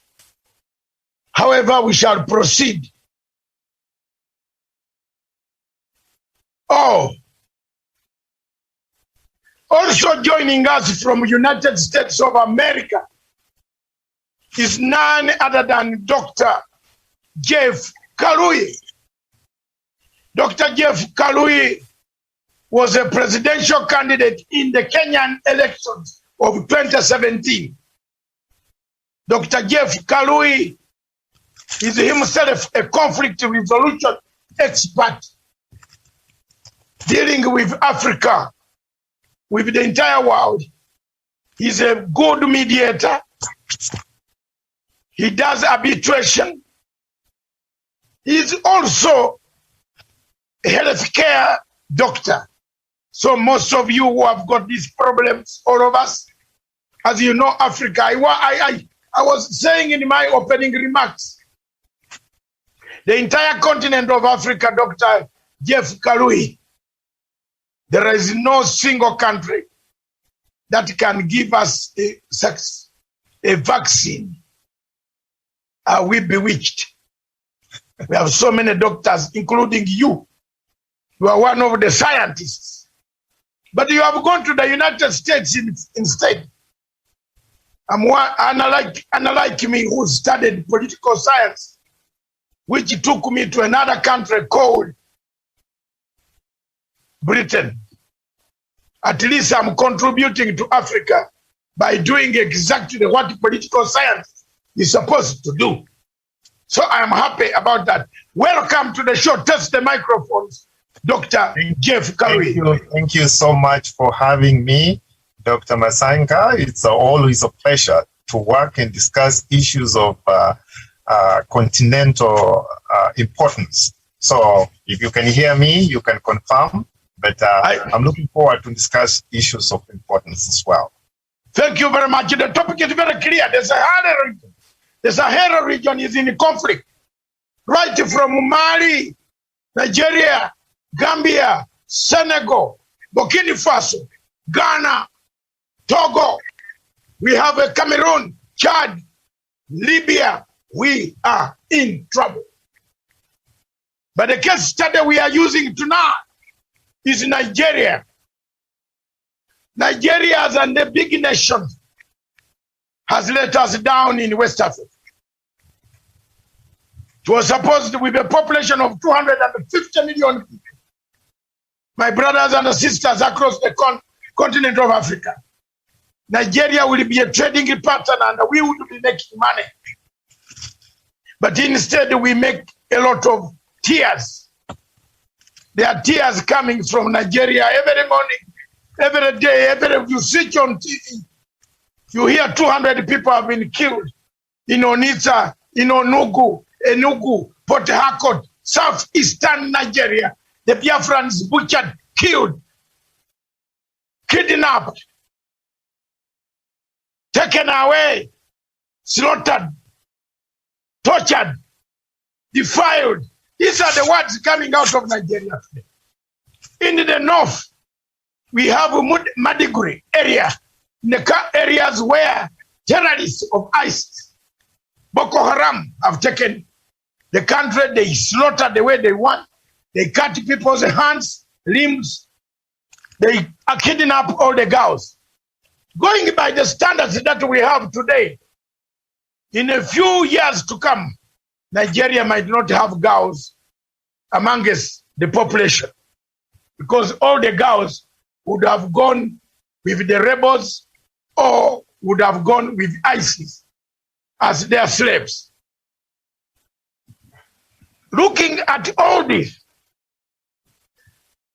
what do we make of the continent of Nigeria, the continent of Africa? Well, thank you so much. First, as you have heard, my name is Dr. Jeff Kaluyo, and I'm a Kenyan by birth, and I would say that a very good, knowledgeable perspective of Africa. And 2017, as you heard, I ran for President of the Republic of Kenya. 2022, we are on as well. That aside, the question was very specific in terms of Africa, because we are talking of conflict in Sahel.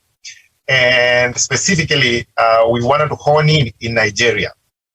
We have to understand, first of all, some of the differences. Now, the importance of why the doctor is discussing this is because those variables or perspectives also can be applied, and we can look at those examples and see where we are ourselves at home and how we can avoid those. Because if we do not learn history, we are bound to repeat it. Nigeria is very specific, and the Sahel area that covers some parts of Mali and northwest Nigeria and some places of northeast. So we have to see what Nigeria is for what it is. Unlike Kenya, Nigeria is almost 50-50 with Christians and Muslims, and there are about 250 different tribes with almost 600 different languages. And all these variables play into part. But this is something that started developing like 12 years ago in terms of Boko Haram. And Boko Haram started with the small scale kidnappings and along with terroristic approached by Delta, the Delta area small gangs, and they have now mushrooms because they have been led to continue mushroom and continue, become bigger and bigger without control. Now today, and even I think on recently, I think a day or two, we are talking of like even they took 2 students from Kaduma area from Greenfield University and they murdered them because that's what they are trying to hit where it hurts the most, in schools, in universities, kidnapping girls and keeping them for, to torture parents, because that's what terrorists do. They hit the heart of a nation and communities. So Nigeria, it is in a very big predicament. 250 million people in approximation, and all those people, they occupy in a space that is approximately Texas in the United States. So we are talking of a very small space occupied by many people, and don't forget it's one of the largest economies in Africa, and where Nigeria goes, and we would like to be there as Kenyans, pretty much Africa goes, including their military. So we are talking of small, one of the significance is that we are talking of small gangs that are rising. And for example, the Greenfield University case in Kaduma, they wanted 800 million naira, which is about $2 million before they do things. So we are talking of Boko Haram that have become like blackmail, organizations, and they have been led to continue to mushroom. And that is very important, especially in Kenya, where we are supposed to look at situations where things are starting to mushroom, or anybody drumming drums of war. They don't understand war until they are well traveled. Because if you travel in these countries in Africa, when you let small scale violence related or potential small cells, they grow to be big and it is hard to control them. Where Nigeria is today in Northeast, in Boko Haram and other places, it's almost uncontrollable. They are doing a lot of mass murdering. I mean, they kidnap people and to torture the parents. We don't want to get there in as Kenyans or other parts of Africa. And whoever is listening across Africa, from South Africa to North Africa, I can almost say with confidence, I have a student that have graduated in almost every country in Africa. So I'm hoping when they hear me, they can hear from their professor, their teacher, that we need to lead in Africa, because without peace, we can't prosper in terms of business, we can grow. Remember Nigeria, the most population in Nigeria is under 15 years, 15 years old. So we are talking of destroying a country from within, apart from the conflict itself. If we give no future to these 15-year-olds who are coming to be adults, and when they come to the world, they can't go back. They must continue and take over the government. So if we destroy their future, if we don't like what is happening, then we don't like the future, what is happening. So Nigeria is a case study that we need to learn as Kenyans, and where things can go, what it can become, and what these small terrorists or talking violent rhetoric. Even now we are in political season, trying to talk violent rhetoric. It can grow these under the surface groups, and we might not be able to do them. And conflict resolution experts like Dr. Masanga, who has done it hands-on in Africa, in many countries, he knows there is now need for experts to go to Nigeria to start bringing factions together and also making sure the rule of the law is followed. But at the moment, there is a need for experts and groups to come together. Let me come in. Yes. Dr. Karui, let me come in. How do you bring a government that is itself broken down, where the leader has no authority over certain states, where the leader has encouraged kidnap, slaughter, rendition, taking people, picking people? How do you bring a government where a man who was a the chief kidnapper. General Buhari is well known for having kidnapped Umar Diko, tried to put Umar Diko in a coffin. I was in London by then. When these pictures came on TV, I believed there. I didn't know it was this Muhammad Buhari. So there is nothing new about Muhammad Buhari that you can see that a leader can bring a country and sit down. Sit with who? Other parts of Nigeria are saying we need a referendum like the Biafrans. Our friend from Biafra is here.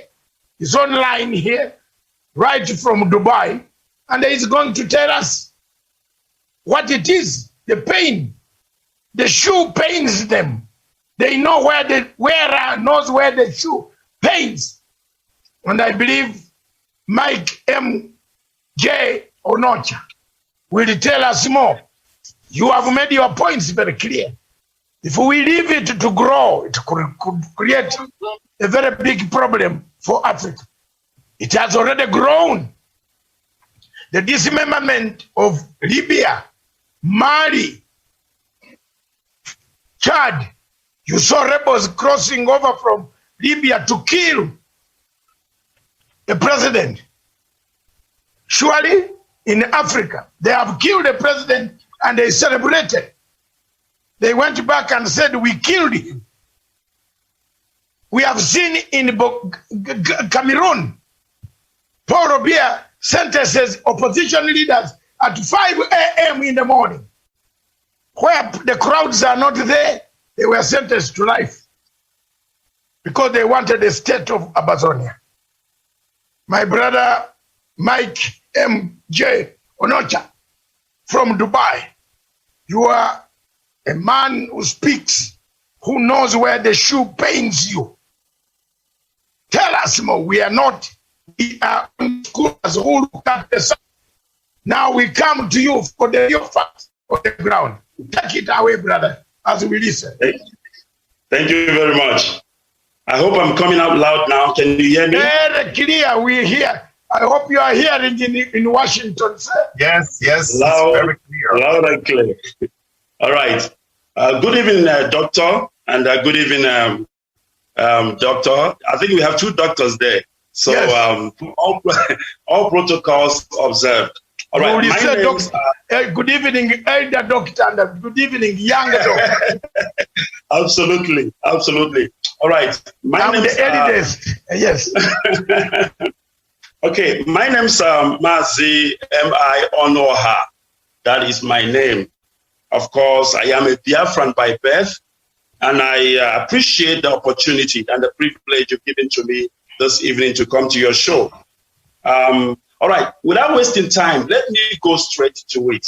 First of all, we are talking about the Sahel region. All right, now it is important for us to understand which countries are in the Sahel area, because our listeners this evening, they might be hearing Sahel. It sounds like Greek word. They don't understand what is Sahel. But let me help them this evening. When we talk about Sahel, we're talking about Senegal, we talk about Mauritania, Mali, Burkina Faso, Niger, Nigeria, Chad, Cameroon, Sudan, and Eritrea. Now, these are the countries that fall under this Sahel region. Now, we're talking about conflict. We need to understand first, where did it start?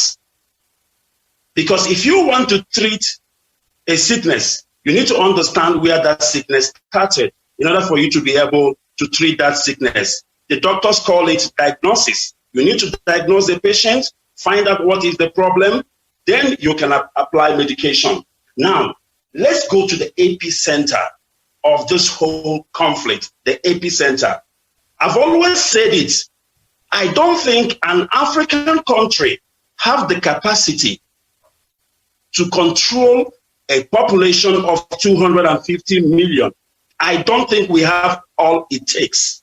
Now, I love the fact that we are using Nigeria as a case study, because Nigeria is the so-called big brother of Africa. Nigeria is the so-called giant of Africa with a population of 250 million. But now when you look at the kind of government they are running, that is not the government you use. Let's take America, for instance. A country like America. America is huge. America is massive. Only Alaska, the population of Alaska, you know how many Alaska is. But now, because America understands the dynamics, they understand that in order for them to control the population, they need to, practice an autonomous kind of government whereby the states are independent. That is why America is working. But because Nigeria is not a country, Nigeria is a British contraption. Nigeria is a business venture. That is why they don't care what system works. They just pack all the people in that, I call it a container. They die, they leave, they don't care. But I will come back to that. But let's go to the epicenter and why we have this conflict in the Sahel. Now, in northeast Nigeria, it may interest you to know that the armed conflict between non-state armed groups and security forces continues to affect neighboring countries, which means what is happening in Nigeria is what is spilling over to other African countries in the Sahel region.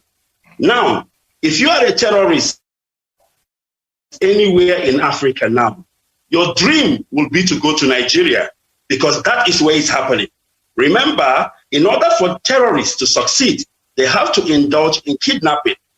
And the kidnapping market in Nigeria is very lucrative. So Nigeria is uncontrollable. Nigeria is more like what you call a banana republic. So this conflict that is happening in the northeast is what is spilling from Nigeria. You go to Niger, Cameroon, Chad, and other parts of Sahel region. Of course, you know about Boko Haram. Boko Haram is an old story that we know about. Boko Haram has now unified themselves. As a matter of fact, you have the ones you call ISWAP. Nigeria is a country that have about 6, if I'm not mistaken, terrorist group in one country. What do you expect? A country that hosts about 6 terrorist groups. Now, if somebody is telling me that there is redemption for Nigeria, I will tell you that you are dreaming. It is not possible because these terrorists have found a safe haven in Nigeria. And you know one thing about terrorists, when they find a safe haven, the resources are there, the oil is there. Their dream would be one day to conquer the Niger Delta area and take over the oil field and sponsor their what? Their terrorist activities. So Nigeria is a safe haven for the terrorists. Now I'm going to shock you. Now look at this. Look at this.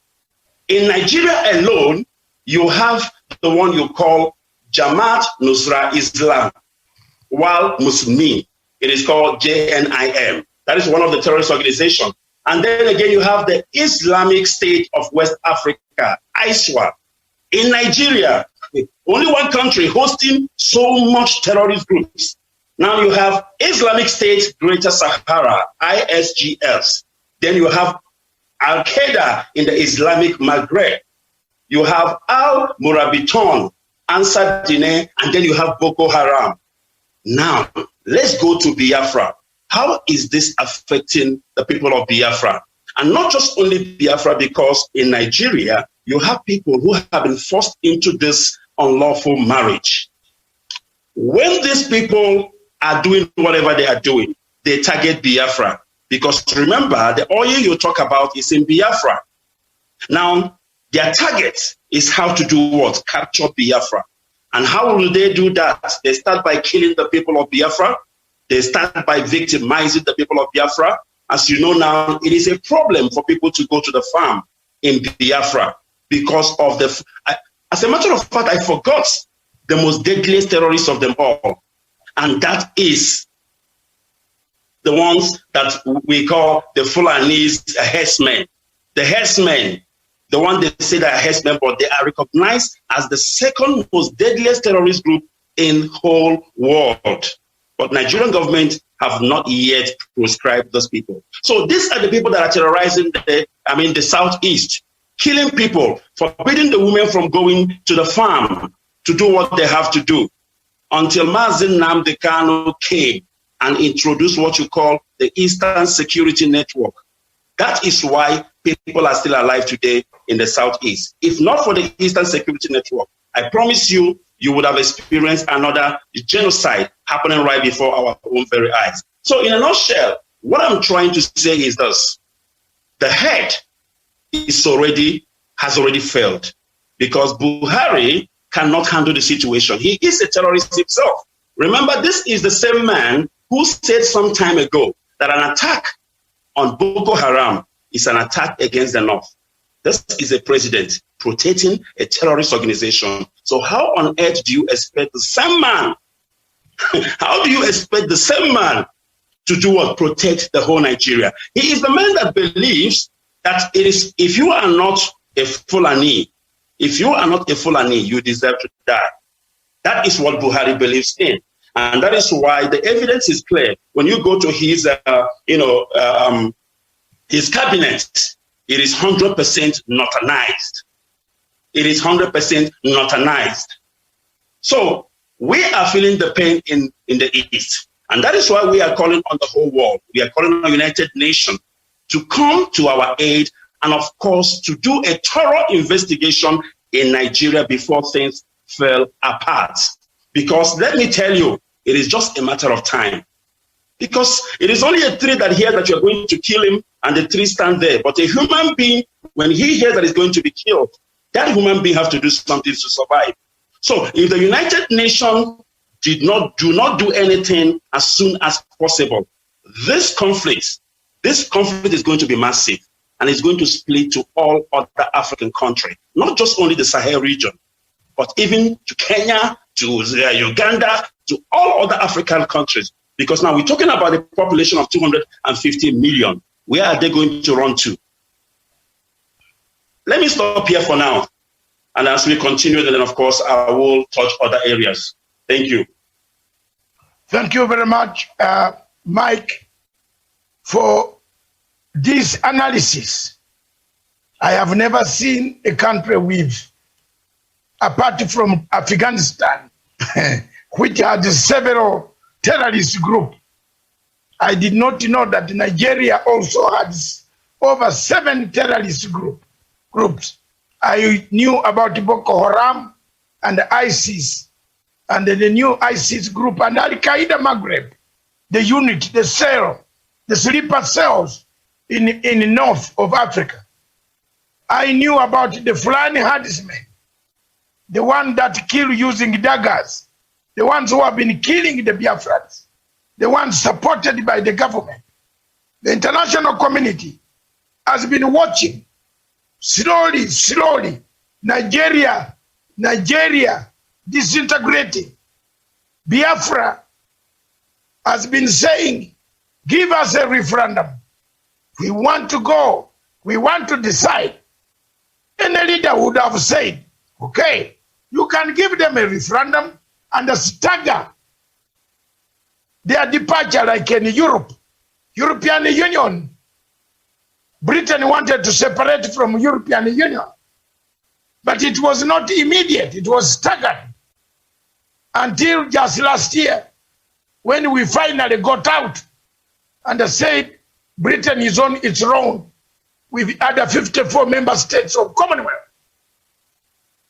Why has Nigeria refused to give the Biafran a referendum? And yet, the entire state, central government is collapsed. The foreign policy of Nigeria is a dead foreign policy. The foreign policy, the defense policy are all dead.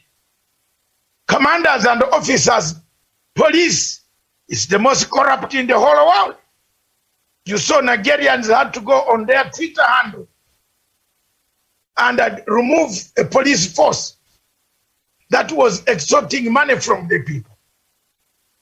Dr. Kaludi, given these new revelations, a country where people are demanding for their referendum. In Kenya, you are demanding for People want a referendum to change the bad laws.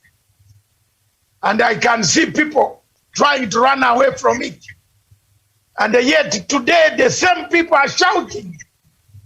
I was very impressed, even annoyed. I wanted to cry tears, but I couldn't cry. When I heard people on Kenyan television calling for reconciliation. Yet this is something that I've been calling for all the time. That let's have a redemption strategy, healing, reconciliation, accountability. My Jesus Christ, I couldn't believe it, that what I've been saying, God has come and held my hand, and I'm seeing it here happen in Kenya.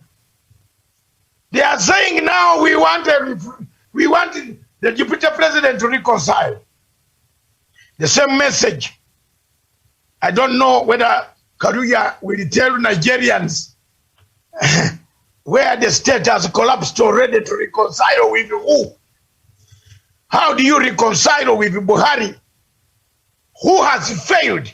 Let me tell you, as I surrender, I give you time to speak. Nigeria does not need a judicial process to sort its political problem. Nigeria needs a political solution. Am I wrong, Mike? Nigeria's problem is political. It's a political solution. 100%. Not absolutely. Not judicial, not rendition. Don't pick people and kill them. You want to solve the Biafran issue. General Babangida, my friend, although I don't like the way he did his things, he seemed to have been one of the few, educated a bit. he behaved so well. They have all said Nigeria needs a rearrangement. Obasanjo, whom I don't respect because he likes money so much. You know, when you give Obasanjo an assignment, he will sell you. He has said rearrange Nigeria. All people across the globe of Africa and the international community are saying Nigeria needs a new way forward. The giant of Africa is collapsing. Dr. Jeff Karui, is the referendum the way out to give each independent state its autonomy to go and sort its own affairs? And I loaded with that question to answer me this one. Does Africa need elections? You are so politically aware, and you are totally a political mind, an African political mind, and a leader in that aspect. So I want to correct it to make sure that I don't seem to say these people, Boko Haram, needs to come together to the table to talk about anything, because they are terrorists. Terrorists, you don't negotiate with terrorists. No, but let me correct you here. Yeah. Where you were in Washington negotiated with the Taliban. I know so that it happened. Don't be shocked to hear that we are negotiating with Al-Shabaab in Doha. And I have told my East African friends, President Museveni and President Uhuru Kenyatta, they should be prepared that one of these days we shall be laughing with Al-Shabaab. Because the way the Americans are handling their policy around Africa is that we could end up sharing seats with Al-Shabaab in Mogadishu. My position is we share trying to negotiate with the terrorists. It is we can talk about reformed people who back out and they give up their terroristic methods. Those are reformed people that can sit on the table. But we cannot sit on the table with people who are already killing people and already taking positions because we are killing people. Unless we demand and we get this, then we will not stop killing people. That should not, because if it is allowed, then it will become a policy, a global policy, that people start killing people and then they must be sat on the table. I think it should be discouraged, but Dr. Yes. Kalui, maybe you are fearing to speak because you are in America. but I just want, and Mike will support me and the other Daniel Wesonga. I don't fear to say the truth. Yeah. Americans sat on table with Taliban in Doha and struck a deal and left us crying, left millions of Afghanistans being slaughtered by Taliban. And they are now looking, they are now looking for places in Africa where to dump these soldiers. Yes. You get the point? If this is what America is doing, I am telling you, America has got to do something now, which is very, very strong for us to believe in them anymore.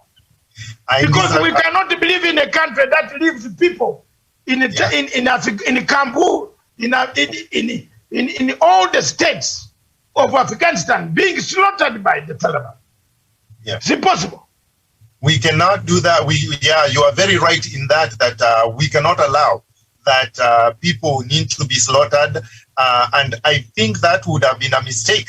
That is a mistake from the American side if you sit down with them. But I think where they came from was they wanted to withdraw, but then they needed to leave responsible people who are supposed to take responsibility. And then the new government, they wanted to negotiate new policy. And those people, I had promised they're not going to do anything that is bad. They're not going to get into the airport until Americans leave. But they have started already doing bad things, torturing people. The Taliban. Dr. Kalui, are Americans not watching Nigerians being slaughtered? Yes. So I'm talking of the Taliban side. Let's come back to Nigeria. So the number of Nigerians fleeing Nigeria, seeking asylum in the United States of America is huge. They had to close their embassy in Abuja, the immigration department, because they were receiving on a daily basis over 10,000 applications. So is that not a worry to the Americans in the region that several Nigerians, Biafrans, are living, they are scattered in Nairobi, in Uganda, in Zimbabwe. A huge number is in South Africa, Zimbabwe, in London. So many of them. Doesn't America see this? Let's come there. Yes, Nigeria, it is not even acceptable what is happening. And I agree with you. Referendum, it is a solution.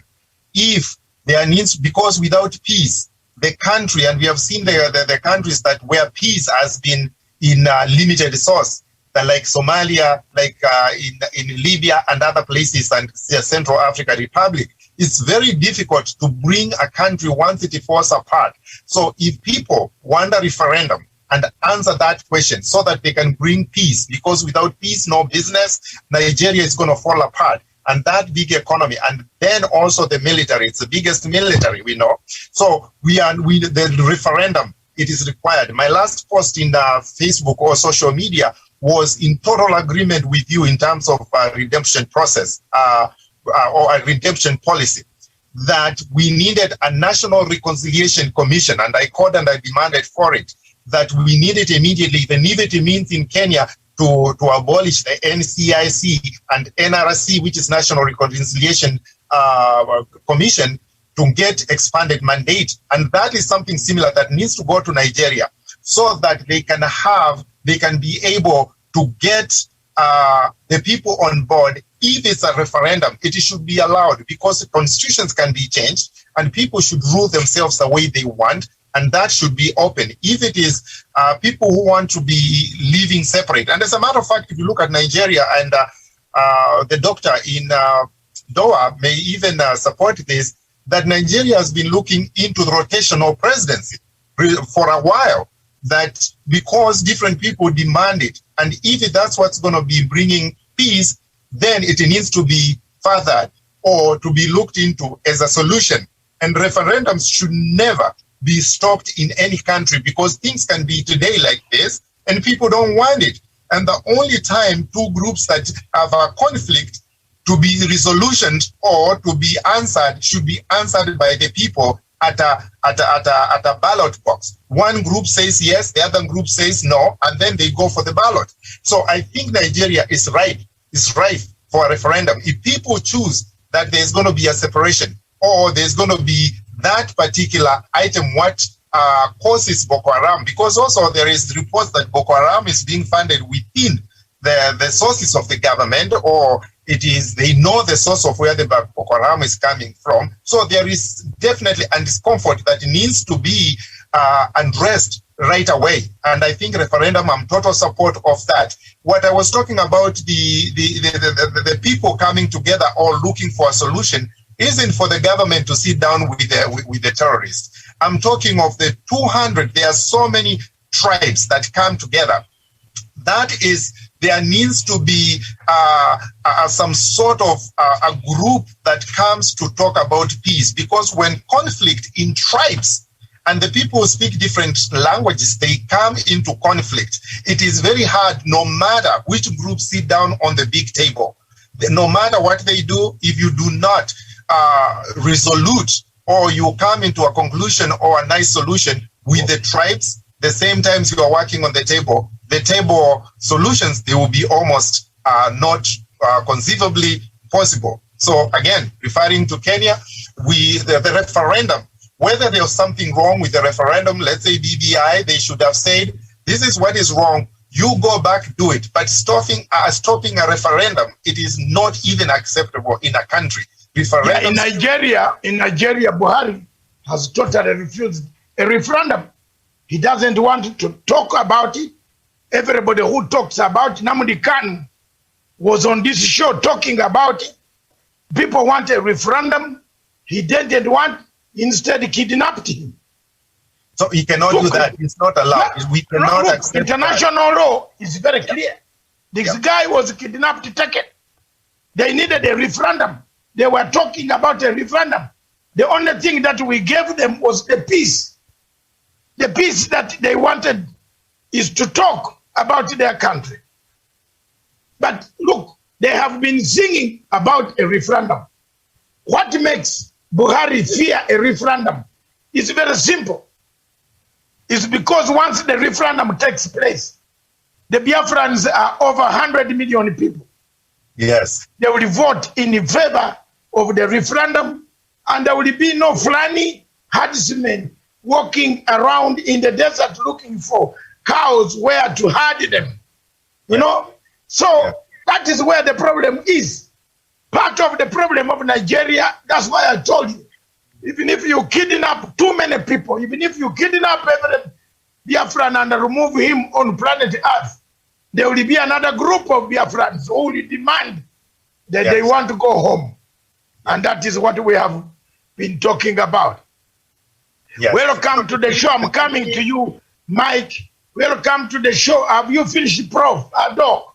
Yes, I was going to say only a final point is that the three main tribes, at least there needs to be some sort of agreement in the Hausa, Yoruba, and the other big tribes. So at Igbo. But you cannot put two things. The three are quite different. They go different. Yes. The Fulani want to kill the Biafrans. They kill them every day. Yes. I'm telling you. Yeah. So you that's why the referendum. There's no way you put these people together. Nigeria. Yes, so the referendum needs to go ahead because of the differences of those three tribes. Otherwise, they will kill each other and fight to death. So if the referendum, it is clear for the people so that it can reduce this big conflict, then they need to campaign heavily, and then whoever does not win, then they must accept it because that's the will of the people. And that's what my point was going to be, that referendum is a solution to the big conflict of the three main tribes. I think you must lead that referendum push together from Washington, D.C. Thank you very much. That's very good point you have made there. And I hope Mr. Unocha will be telling us more about the referendum. How far have you gone politically? Then we later on tell us What message do we give to the international community regarding the leader, the detained leader, Nnamdi Kanu? What do we do? How do we get him to have a fair trial, a trial of people? Because he was actually, every international law was broken here. And the Nigerian government is not telling the truth because they will be actually isolated. They broke every international law and came and just kidnapped people. So thank you very much. Across there, we have now Professor Gerard Onyari seated in his office right now. Welcome back, Professor Gerard Onyari. Professor Gerard Onyari, if you are not moving, then let's look for Daniel Wesonga. Sean Wesonga, good evening, wherever you are. Daniel yes. Sean Wesonga is Special Assignment Editor, Investigative Journalist. He's the one who does all the investigations of my programs. Daniel, good evening. Yes, a very, very good evening, Dr. Matsanga David at our Political Command Center. Good evening, Dr. Jeff Kaluyu in Washington, and Mr. Onoha JP, who is joining us, I think from Nigeria, and Professor Jared Onyari. And I've been following the conversation, Dr. Masanga, and I believe it is high time the government of Nigeria addressed the question of Biafra and allowed the people of Biafra, the Igbo people, to discuss upon their own destiny. And this can only be done through giving them a referendum that President Muhammadu Buhari and his cronies have been dodging over the period that they have been in leadership. I think now it is the time, Dr. Masanga. I submit. Thank you very much. You submit. You have a man of few words. You want only one thing. Nobody this way in the South, when they hear about Biafrans suffering, nobody wants to talk about Buhari, and they praise Buhari.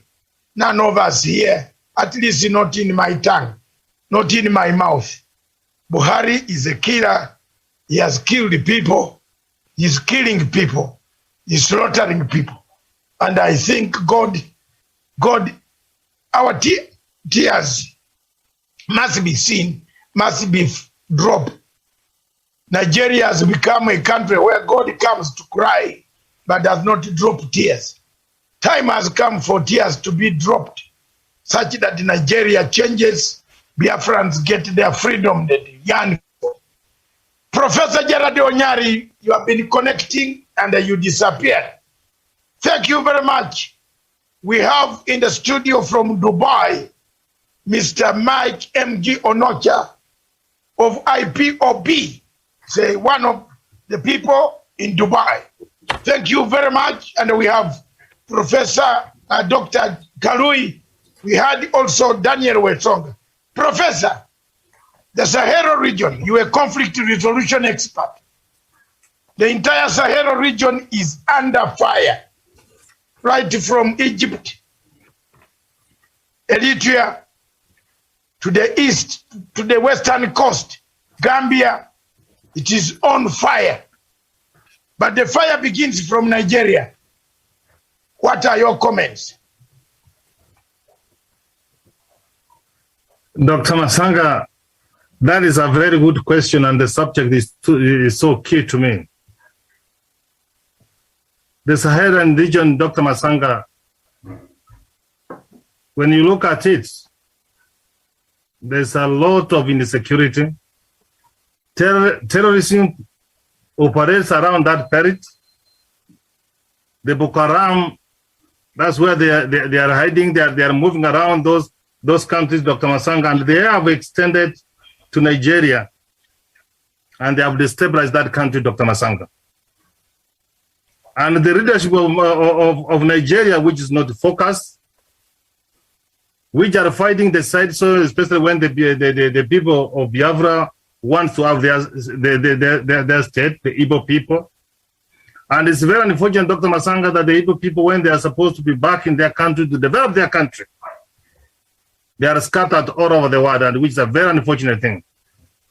So as we continue advancing this conversation, Dr. Masanga, we have once and wherever not again say that the African Union is dead. They have got a full budget department which talks about peace and security, and that's where I appeal to our President Mugai Kenyatta, as he wants to leave a legacy in Kenya, that he should commence a serious conversation and an engagement, Dr. Masanga.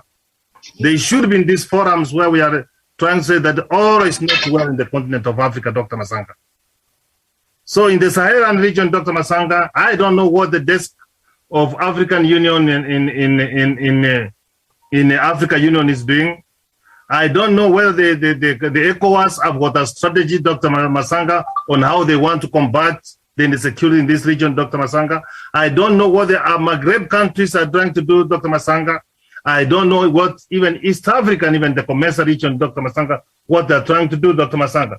And if we don't make noise, Dr. Masanga, and it's high time, Dr. Masanga, I have said that we should come up with a Pan-African forum or agenda like the one we have, which actually gives solutions to the problems of insecurity facing the continent of Africa, especially the Saharan region, Dr. Masanga.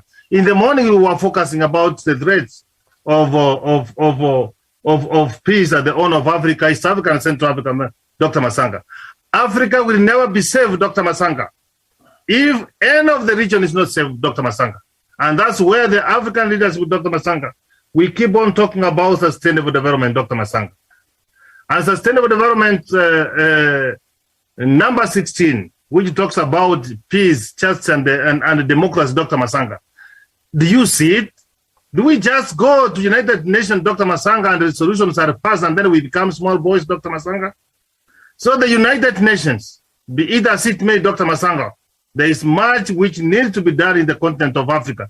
We are not going to see, Dr. Masanga. The only thing that we are going to pass the next generation, Dr. Masanga, if we are afraid to take care of the environment and the climate change is causing havoc, Dr. Masanga, and people don't even have food, don't have water, the effects of climate change, Dr. Masanga, let us have the continent which is safe and secure, Dr. Masanga, where people are able, Dr. Masanga, to fend and move. So the leadership of the African continent, Dr. Masanga, it is not a request. We demand that the people of Africa need peace and security so that they can move on with their lives to develop the continent. I submit. Thank you very much, Professor. You have talked and talked over this subject for a long time. And I'm very happy that you have summarized it in the terms. And we have talked about this.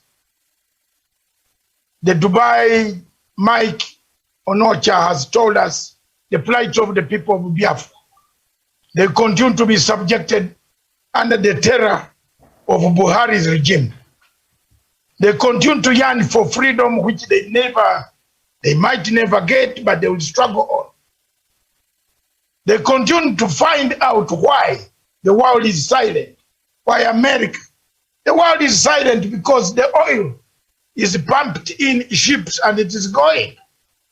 The world is silent because Nigeria is a dumping place. The world is silent because the corrupt leadership of Nigeria is banking billions and billions of dollars into accounts in Europe and America. And they use this money to fight wars like in Afghanistan, Iraq. When the money is on account, it generates interest.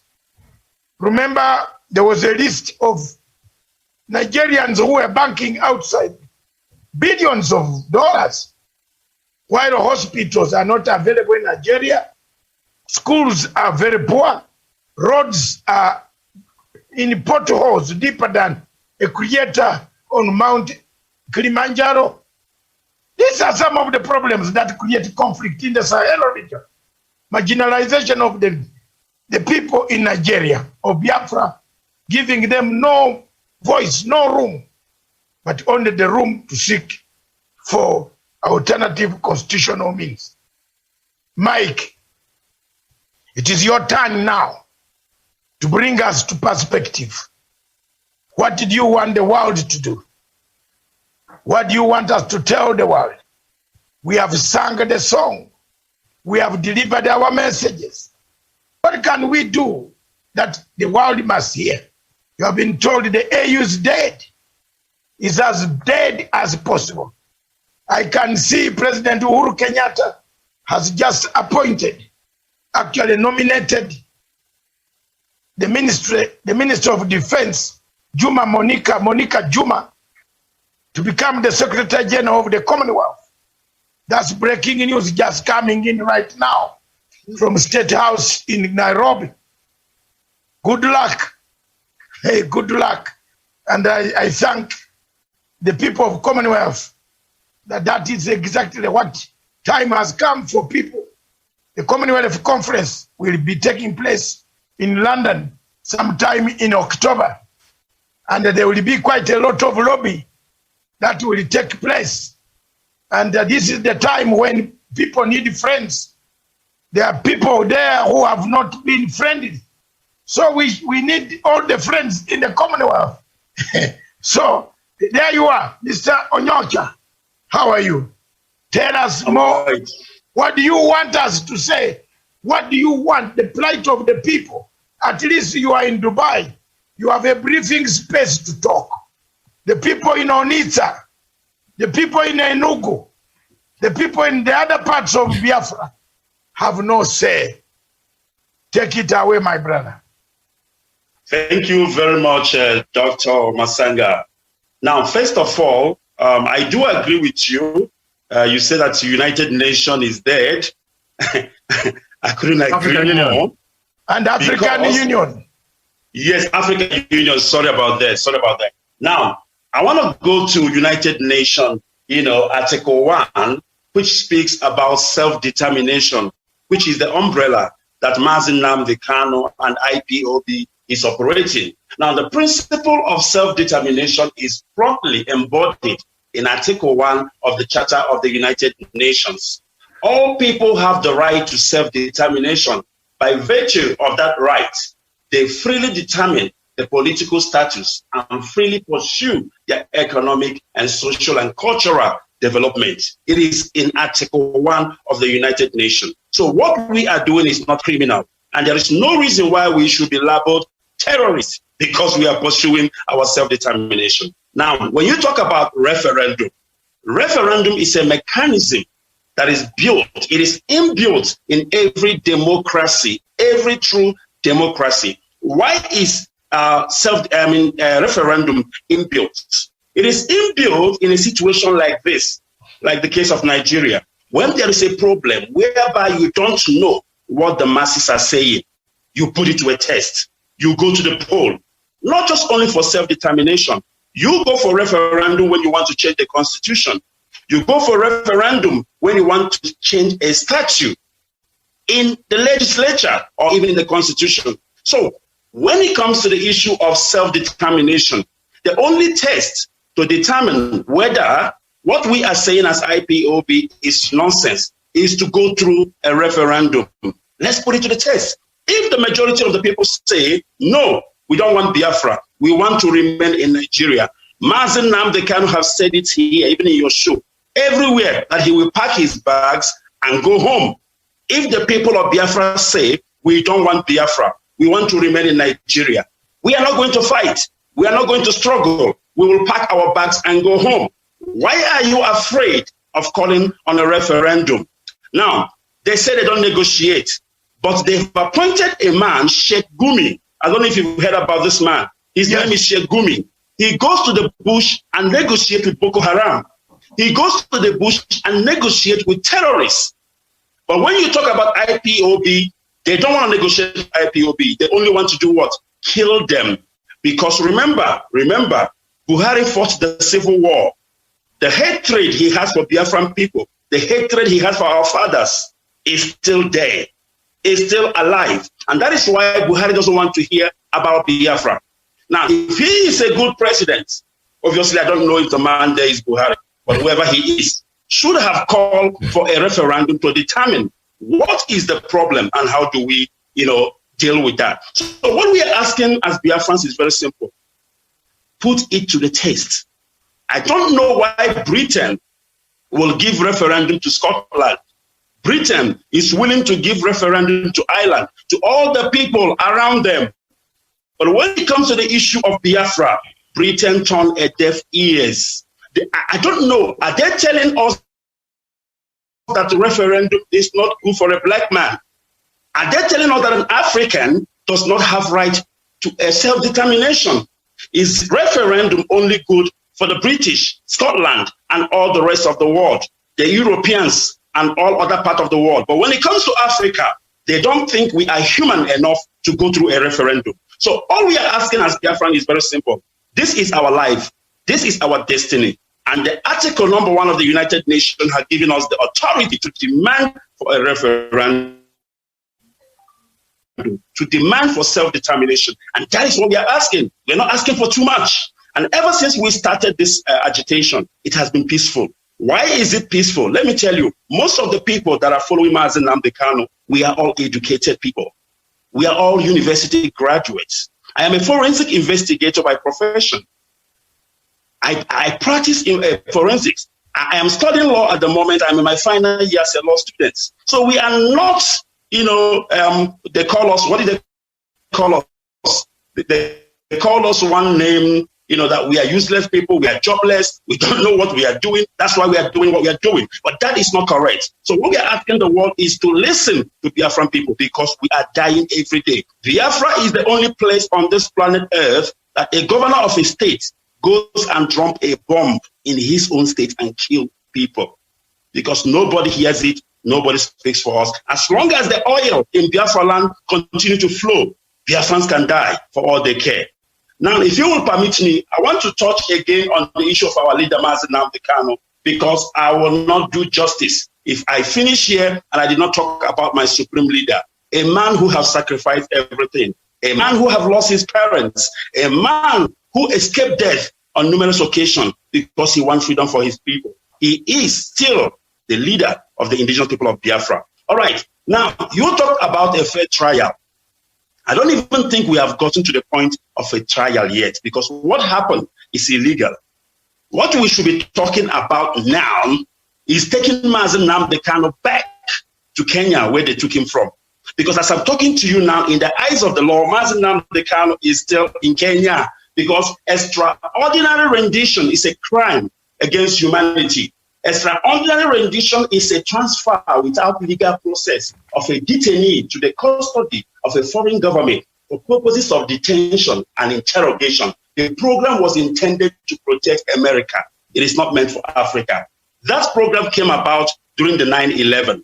That's when they used this extraordinary rendition to torture prisoners and get them to talk. So why would they do that to Mazi Nnamdi Kanu? Now, in both instances, interrogation methods are employed that do not conform with federal and international recognized standards. This program is commonly known as extraordinary rendition. The Department of Justice arguments notwithstanding, the extraordinary rendition program is illegal. So if Mazi Nnamdi Kanu was abducted illegally, why must he go to court? He cannot go to court because the process is flawed. In order for you to take an accused person to court, starting from his arrest, it has to be legal. Now, if you have broken that protocol, if you have broken international law and treaties and conventions in order to abduct a man, you have lost the jurisdiction to try him. So what we are saying, let's have a trial within trial and discuss about the abduction of Mazi Nnamdi Kanu. Because that's what you have to do. In court, that's what you call chain of evidence. If the way you went about obtaining your evidence is illegal, it will be inadmissible in a court of law. So Mazi Nnamdi Kanu have no case to answer. First of all, we have to deal with the case of process. The process leading to his abduction is illegal. And for that matter, he should be released unconditionally. And that is what we are saying. Even United Nations agrees with me about extraordinary rendition. They say that it is a crime against humanity and it cannot stand. So Nigeria has broken all international law. Kenyan government has broken all international laws and treaty. and they should face the music, and they should release Mazi Nnamdi Kanu on technicality. So these are my submissions, Dr. Masanga. Wow, thank you very much. I think in this one now I bring Kenyan here. Yeah. Thank you very much, Mike. You have opened up something on international law, something that I started very many years ago. But thank you for reminding me on the question of rendition. And this one is very, very interesting. So the only man who can solve me this equation is Professor Nyari. Before I come to Dr. Jeff Kalui, Professor Nyari, technically, Nnamdi Kanu is in Kenya. You see how complicated the situation is? Are you hearing me? I'm getting you. I'm waiting to respond. You don't, because the way your face, the way you are showing me looks like you. Yeah, I'm in the morning, Dr. Masanga. Yes, I didn't know that bit. Yeah. Now I've just learned it. I am shivering because, not shivering, because the international law is very clear. So tell us, Prof. Dr. Masanga, I want to invoke Articles 13, 14, 15 of the Universal Declaration of the Human Rights. And I've said everyone has got a right to freedom of movement and residence within the border state of each state. Everyone has a right to live any country, including his own, and to return to his country. Article 14 says everyone has a right to seek and enjoy in other countries asylum from persecution. This right may not be invoked in the case of the prosecution generally arising from non-political crimes or from contrary to the purposes of the principle of the United Nations. Dr. Masanga, even if I don't go in and in, this is a violation. Kenya has violated the international law. And my brother, comrade, we need to have all the necessary details so that we work together, Dr. Comrade, and as comrade, we know that an injured to one is injured to all. Africa will never be saved, my brother, until Biafra, Western Sahara, people are able to determine self-determination and how they want to govern themselves. And let me assure you, and I want to say this without fear of contradiction, when people want something, you cannot stop them. It is just a matter of time. They can go, they can kill, but we are focused, Dr. Masanga. And what we need to do, we need to condemn the government of Kenya. They need not to do that. And what they need to do, Dr. Masanga, they need to go to Biafra and see what is happening, the kind of brutal, the way people are being persecuted. You cannot allow someone to go and be persecuted. This is not a banana republic, Dr. Masanga. So this, we need to get the details, and what we need to do, we can use advocates, and what we have said technically, if the man was moved from this country to his country to be tried, the law has been violated, the guy would need to be acquitted, and we need to go on international relations and international advocates until to have this anomaly corrected. Kenya on this one has squandered on this one. In fact, if it has happened in the watch of President Uhuru Mugai Kenyatta, it is unfortunate. And I want to believe it is Andras which can do that. Because President Uhuru Mugai Kenyatta, Dr. Masanga, has stood with the people of Western Sahara. I don't see the situation in Western Sahara and the situation in Biafra is not different. People are asking for a referendum, Dr. Masanga. Is it a crime to ask people to come? They assemble themselves, they go to vote. What is it that they fear? What if the people of Biafra will go and forge that they want to be part of the Nigeria? Give people the opportunity, Dr. Masanga. That's how we can take the continent forward. My brother, our comrade has raised a fundamental question, Dr. Masanga. Other citizens from other countries, be it Europe, be it America, or other presidents, they are given an opportunity to go for a referendum. Why is it that when African people are asking for a referendum, it becomes like it's as if it is a favor?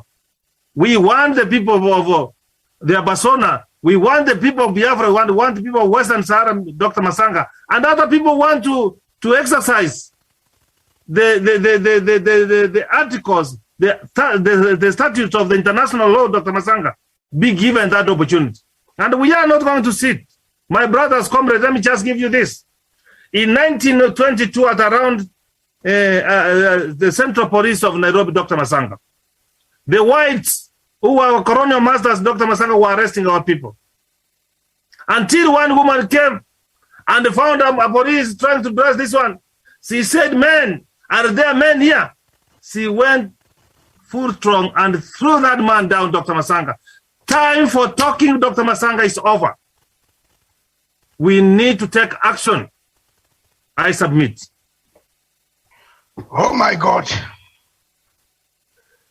Today, the gloves seem to be off.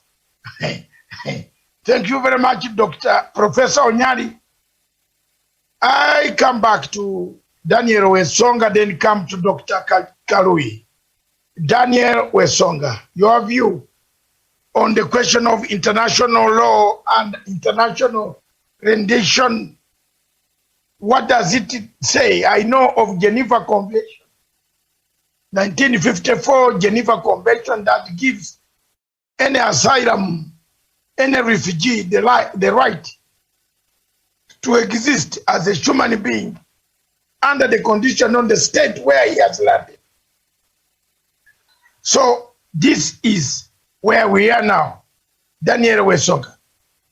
Yes, thank you very much, Dr. Masanga David. And of course, now speaking after Professor Jared Onyari, I believe he has really exhausted the field. But I'll have this to add on what he has said, that the people of Biafra deserve to have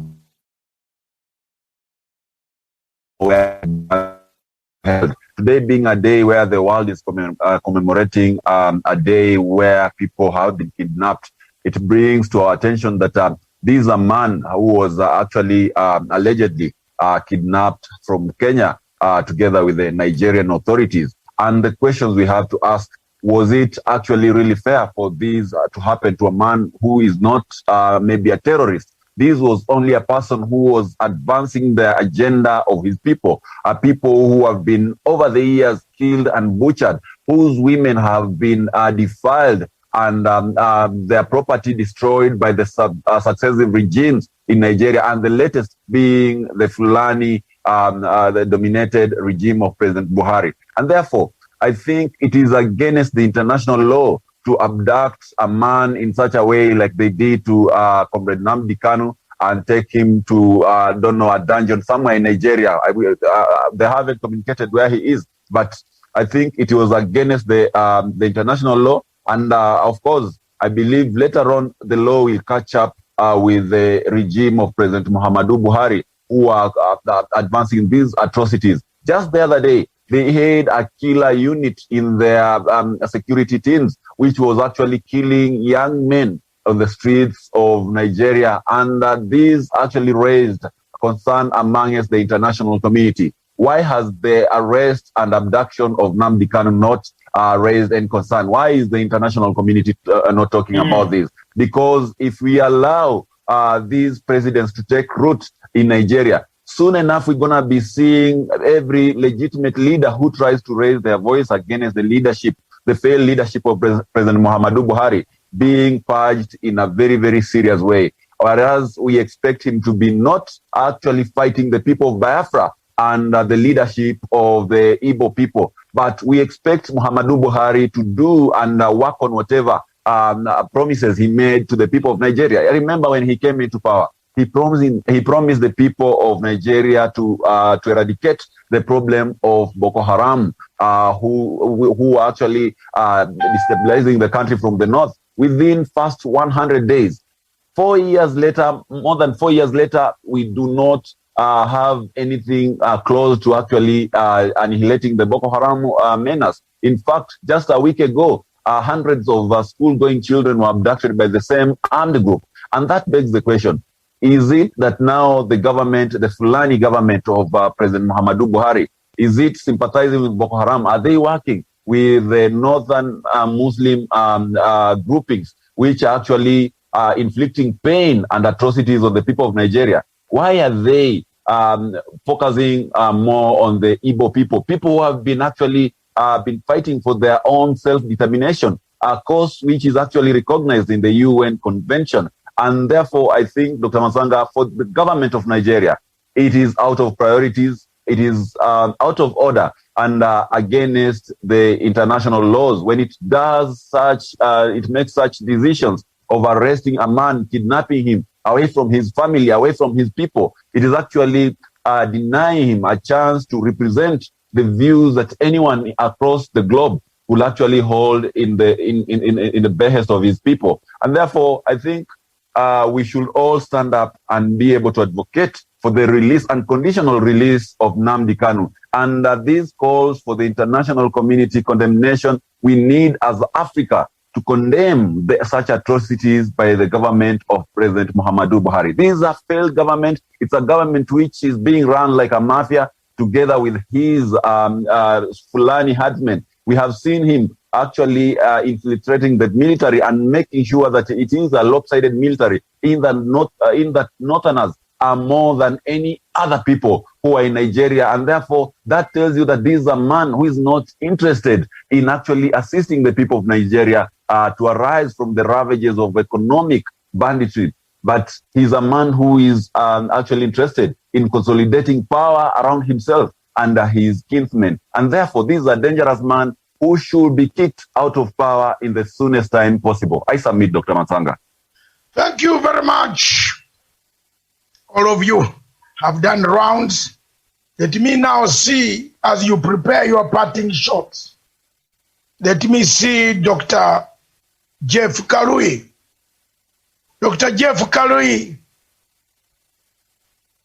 Dr. Jeff Kalui.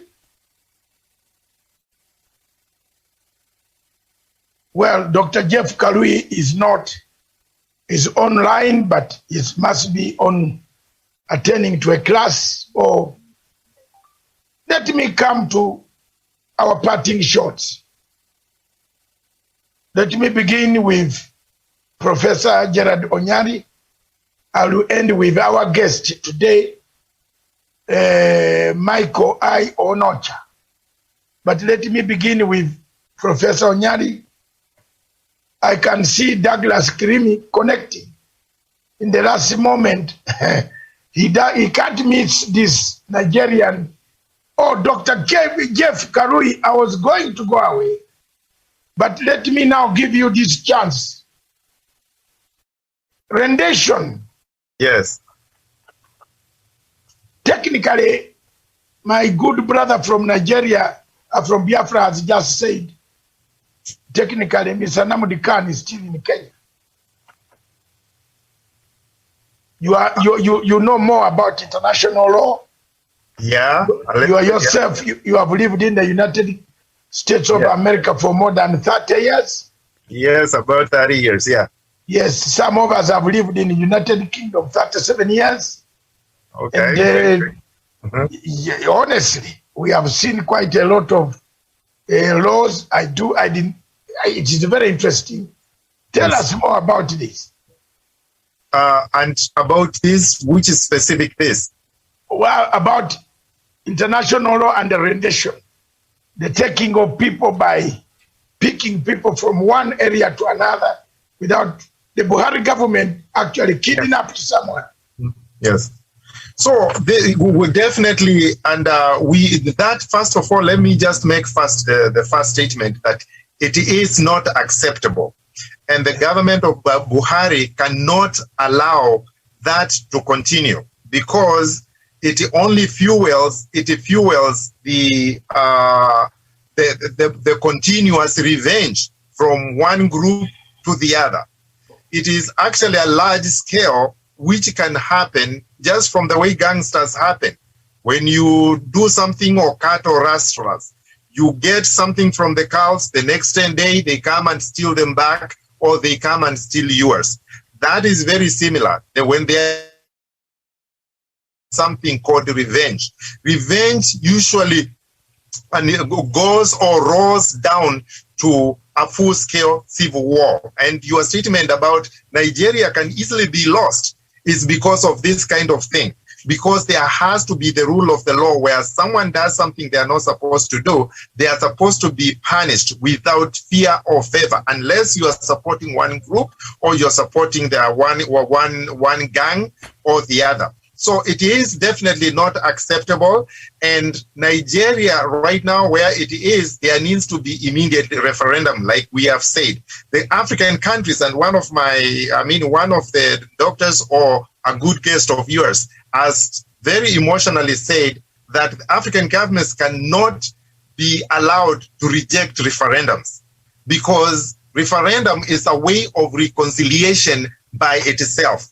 So in every other country that includes like that they have refused referendum or they have refused the will of the people, like Central African Republic, and I'm talking of even other countries like the Libya, where we take a good example. Now Libya has like small countries within its country where they have been led to do whatever they want. If people came together and decided this is what we want in terms of referendum, and that is where everybody will go in terms of the will of the people, then all the people will go in one side, whether they agree or disagree.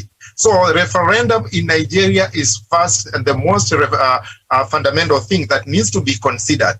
And, I am asking, I have not less than 10 or 15 students of mine who have gone back to be things, members of parliament. If they are hearing this, they should take it on. And their professors recommended that a referendum is necessary in Nigeria. Now, one of the big problems, there are other problems apart from just general conflict, which are fueled by climate change. They are fueled by lack of grass and lack of, ownership of land. Land has been a part of the problem. So those things needs to be factored. It's not just a conflict among tribes or among groups. It is a competition for resources. So that means there needs to be an economic approach as well to see how they resolve it. We have always lived with economies that we know it. If you are a herds person, you always become a herds person. There are alternatives to current African economic structures like herds, cows, grasslands. If there's no grass, would you just say you wouldn't do anything else? We need to start tilting to look at the root of the problem. What is causing all this competition of resources? Are there alternatives? So they need to look and build structures that, or mentality or mindset that it doesn't have to be the grasslands. It doesn't have to be just cow herding or tribal conflict. So referendum is very important, but also we need to do civic education about the right things. And especially when it comes to the youth, there is no way Africa, most of the population, maybe 80% is under 18 years old. You cannot, Africa will be run over by the current youth population because you can't stop this kind of population. So it needs to be stopped now. By 2030, Africa will be what we teach the young people right now, because they're going to totally take over. The CSs or the cabinet secretaries, they will be 19, 20, 21 years old or 25 years old by 2030. That's the population they have, and that's what they got. So it shows the urgent or the sense of fierceness and urgency of now that is needed to resolve the matter of African. And I would like to see the African presidents heap up or pile on Nigeria, because Nigeria, when it goes wrong, a lot of things go wrong in Africa. So referendum, and that should be across the board in Africa as well. So maybe we need to revisit, even if it's not a referendum today for Kenya. Maybe, referendum is not about just the elections of Kenya 2022. But if the referendum is right, it is right. It doesn't matter where it is done, how it is done, and when it is done. So the idea, no referendum now or the other day, referendum should be allowed. So let's say it's not now, but then they can also restructure and say, referendum, yes, but when? So that's my position in terms of letting the people, the will of the people, rule the day. Thank you very much. Don't go away, but Douglas Creamy, the man who has fought together with us on our panel, day and night, to make sure that the referendum Biafrans are given freedom. Douglas I have a meeting coming in 5 minutes, so I may have to leave, but then I will join if I finish that. No, your parting shot. Yeah, my parting shot is that I thank everybody. My name is Dr. Jeff Kaluyu. I am looking forward to engaging more. And are you standing for presidency in 2022 in Kenya? Yes or no? Affirmatively, yes, yes, and yes. So I'm looking forward for a fierce fight. And I feel in the entire field, I am the only candidate who can speak economics. I'm the person who can speak virus, post-economic, post-COVID economics. I have the economics, I have the health, and no one else can be able to speak that language. So I'm the most appropriate candidate for the Republic of Kenya as the president today. So I'm looking forward to the support and aggressive fight on that. Thank you very much, Mr. President. To be 2022, at 100%. At least we are not looking at a thief who has stolen. We are looking at a man who has never stolen anybody's penny. So thank you very much. But don't become like a Buhari when you take over. Thank you very much. Thank you. Thank you. Goodbye, my good friend. You better advertise yourself on this television. Thank you so much. I will. Yes. Douglas Creamy. My friend, the ground is yours now. Douglas. Thank you, Doctor, and thank you for having me today. You may bring me up to speed as we conclude on. It is the question of Biafra. Sahel region is burning. Nigeria is sinking. Biafra wants its independence. A referendum. Nnamdi Kanu, technically still in Kenya. Have you seen the summary of an editor? Thank you, Doctor. And the most important thing for us to realize is that the people of Biafra should be granted a referendum. They should be given an opportunity to be able to secede, an opportunity to be able to have their own republic. A time has come for us to be able to not continue the conversation. The federal government of Nigeria, as you know it, a time has come for the people, the indigenous peoples of Biafra to be given an opportunity, a voice, so that they can be able to determine their own future, Dr. David Masanga. Remember, the people of the indigenous people of Biafra are not in the corrective system that we call the federal government of Nigeria by choice. They were forced by colonialists and other people who didn't want the indigenous people of Biafra to continue their own independence and their own country. They want to continue taking them for granted and also not listening to them. I think a time has also come for us as a Committee of Nations come together and they demand the release of Nnamdi Kanu, the leader of indigenous peoples of Biafra. Again, Dr. David Masanga, we cannot be able to run a country like a cowshed the way Nigeria is being run today. Fulanians men have been running havoc into Nigeria. School-going children and women are being kidnapped daily. We cannot be able to run a country like that. Extremists are more powerful than governments in Western African countries, especially Nigeria. The Fulanians men are more powerful than Buhari. Buhari can only speak through his media heads, cannot be able to speak about the security issue in his own country. Buhari has refused to continue. Muhammadu Buhari, General Muhammadu Buhari has refused to continue assuring Nigerians of peace because he himself has given up to fate and God to rescue his own country. As a commander-in-chief, we cannot wait for you in 2023 to retire. Please do the honorable thing, resign from government and go away, because at the end of the day, the people of Nigeria are tired. The people in the Sahel region continue suffering threats on their security, threat on their peace, because even Nigeria itself, where they're supposed to be a leader in the Sahel region, they continue suffering under the evil hands of Boko Haram, Fulani men, and these elements have been able to run to render Nigeria ungovernable in terms of the economy, in terms of their social well-being, and in terms of their political landscape. Nigerian issue, Dr. Masanga, is a thorn in the flesh of the people of Nigeria and West African region, or the Sahel region at large, and with the people of Africa. We continue standing with the brothers and sisters in Nigeria, but President Muhammadu Buhari has continued disregarding the very lives of the people that have voted for him twice, and continues disregarding the very essence of the Nigerian constitution and the very essence of the Nigerian flag and soil. Why is Muhammadu Buhari taking Nigerians for granted? A time has come for us to be able to realize, Dr. David Masanga, that a time has come for us as the people of African descent to be able to speak in one voice.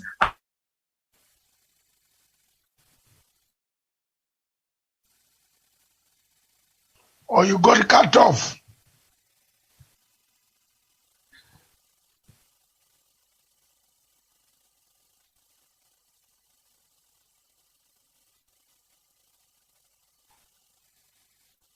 You got cut off. And speak on the issue in Nigeria, and especially the Sahel region that is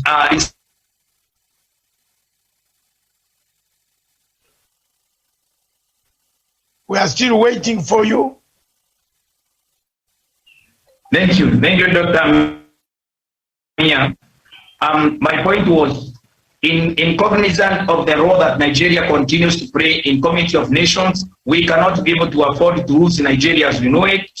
And as the people of Africa, we continue standing with the people of Nigeria and continue standing with the very essence of our unity as brothers and sisters all over the world. We continue speaking for Nigeria, and we shall continue speaking for the peoples, indigenous peoples of Biafra, who would want to secede, who would want to be able to have their own republic, Dr. David Masanga.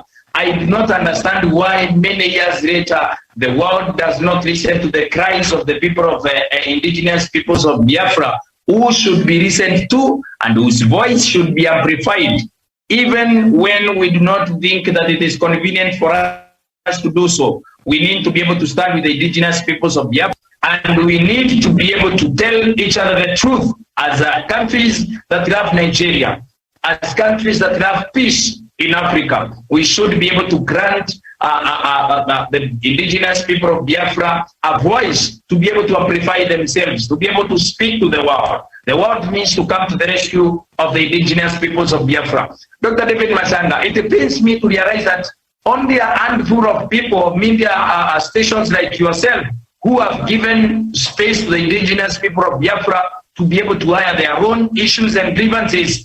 People and also media houses across Africa, Dr. David Masanga, continue hiding away from the issues that we continue facing from the indigenous people of Biafra. These are people who have continued to suffer under the federal arrangement that is in Nigeria today. We need to be able to restructure, and we need to give them a voice. It also saddens my heart to realize that if a person like Dr. David Masanga gives an opportunity to Biafrans to be able to speak, people that do not even pay him, they continue insulting and also continue thinking that Dr. David Masanga owns the whole world. He only owns media stations that have given them a space and a voice. And I would also ask the people of Biafra to respect Dr. David Masanga and his media houses. He has given you a voice in London. He has given you a voice in Germany. He's given you a voice across the nations of the world, and especially here at Punchline Africa. He has given you a voice to amplify your independence, to amplify a referendum so that you can be able to determine your own future.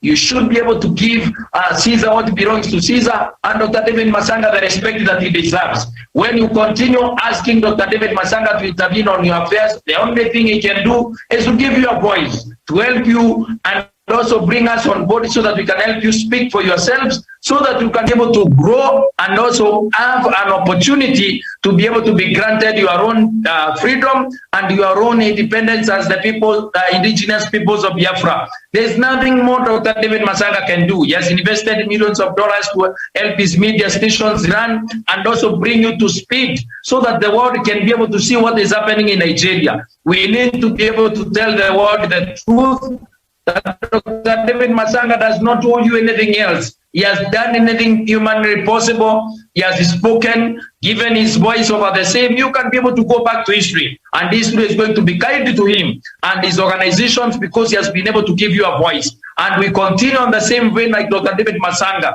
that you, the indigenous people of Biafra, should be granted a referendum. And if it is not a referendum, you secede completely from the FINRO arrangement of Nigeria that is there today. There should be a restructuring in Nigeria so that the people, indigenous peoples of Biafra, can have their own voice and they can be able to speak in unison and be able to build their own Biafra Republic. Thank you, Dr. David Masanga, and thank you for having me on the show. Thank you very much, Douglas, with those compliments. Thank you very much for saying so. We have done our best and continue to do our best. 6 years ago, I started this matter defending the Biafran people. I have never asked anybody in Biafra to come to my aid or to pay even 1 inch, 1 penny of airtime. I still continue to do so until I keep quiet when God calls me. But I will not surrender to Buhari's machinations and the crude methods of dealing with opposition with a country that is collapsing. I will not.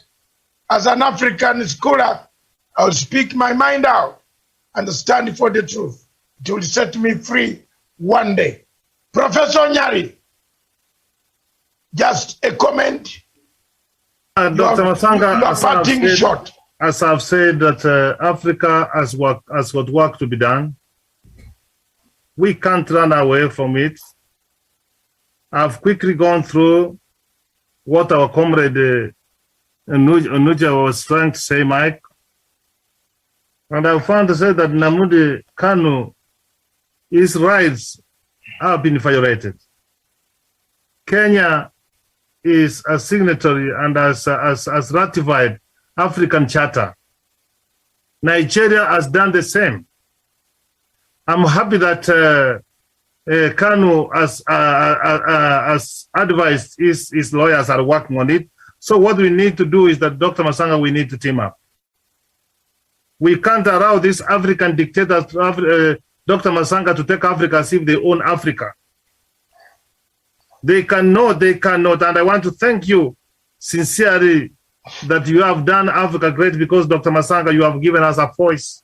We are speaking things as they are. We can't allow the continent of Africa, Dr. Masanga, when I talk what African leaders have done to African people. Dr. Masanga, we cannot go to the West with all our education, Dr. Masanga, to be watchmen when Africa has got all the resources, which is enough for all of us. We are not going to allow Buhari and his cohort, Dr. Masanga. On this one, we have to follow to the logical conclusion, and this work for in the continent of Africa must be done. I want to thank our fellow panelists. Thank you. Thank our comrade Douglas, Daniel. The continent of Africa was rescued by the young people. So when we are in the same hands of Dr. Masanga, comrades, we are not going to waver, neither to look back, but to soldier on. People who changed their countries, who changed their continents, were not the mighty people. They are just individuals. Dr. Masanga, let us continue having this tone which has started roaring. It will continue gathering the momentum. And I know God is with us. We are going to succeed. We are going to succeed. Africa is rising. It will rise again and we'll make it. The spirit is there, Dr. Masanga. Thank you very much, Professor Gerard Onyari, a conflict resolution mediator, speaker, inspirational speaker, a man who says it as it is, a man who studied international law, international mechanisms. Thank you very much. Daniel Wesonga, just 1 minute, under 1 minute, your parting shot. Then I come to our guest of tonight.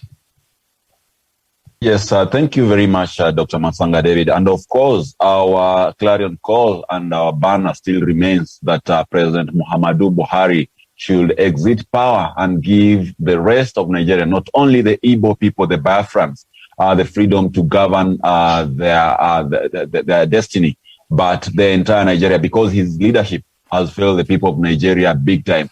And to the people of Biafra, I say unto them that aluta continua. We have to continue with the struggle, even in the absence of the leader, Nnamdi Kanu. They have to keep up the spirit. In the end, I believe salvation shall be able to come through their own struggle. It has been a very, very long struggle, and therefore there's no any point of backing out at this particular time. And to the international community, the African Union, and all the African member states and leaders, it is a time we stood up and raised our voices to ensure that the Nigerian regime releases the Biafran leader Nnamdi Kanu unconditionally, so that he can continue with whatever they are doing. They can always negotiate. We always have a very, very good platform which can be set so that they can be able to talk and be able to solve this kind of stalemate. But by arresting him and kidnapping him, they are only deteriorating the already destroyed relations between the Igbo people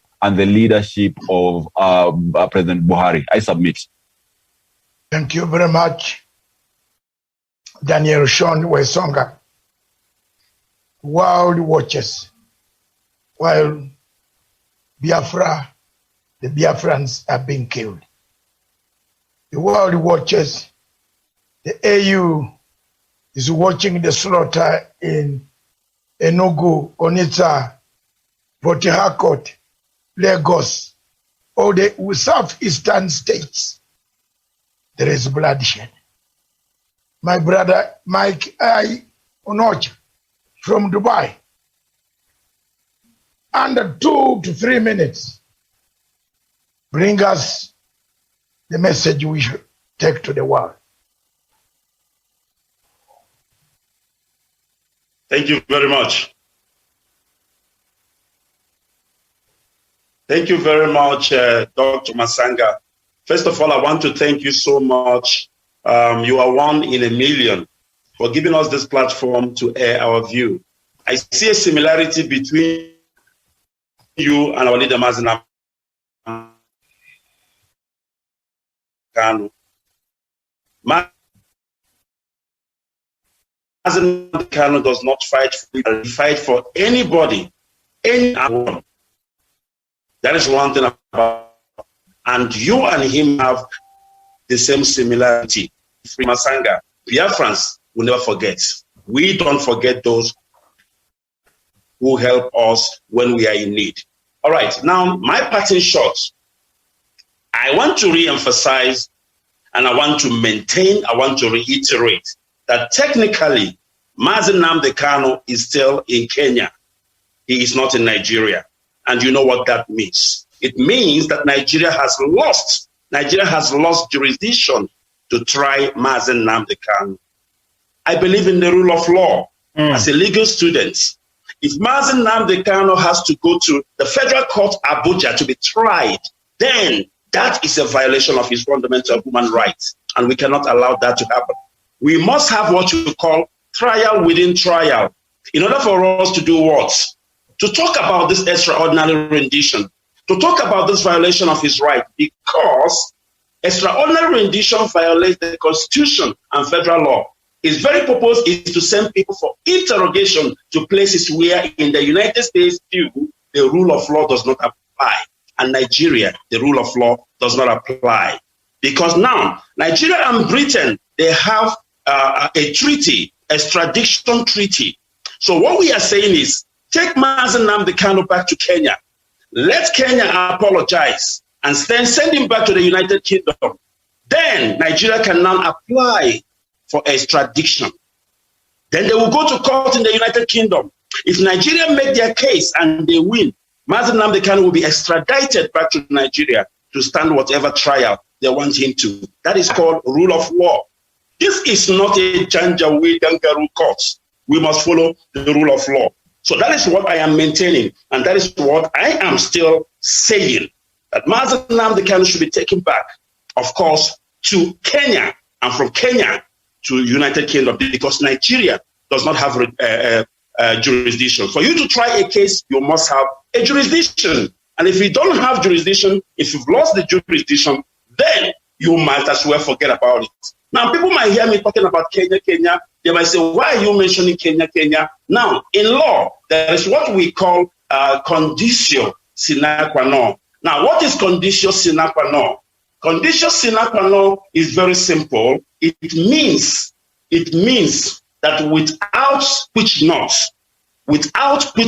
conditio sine qua non, if Kenya did not compromise with Nigeria, this wouldn't have happened. That is why we keep on mentioning Kenya.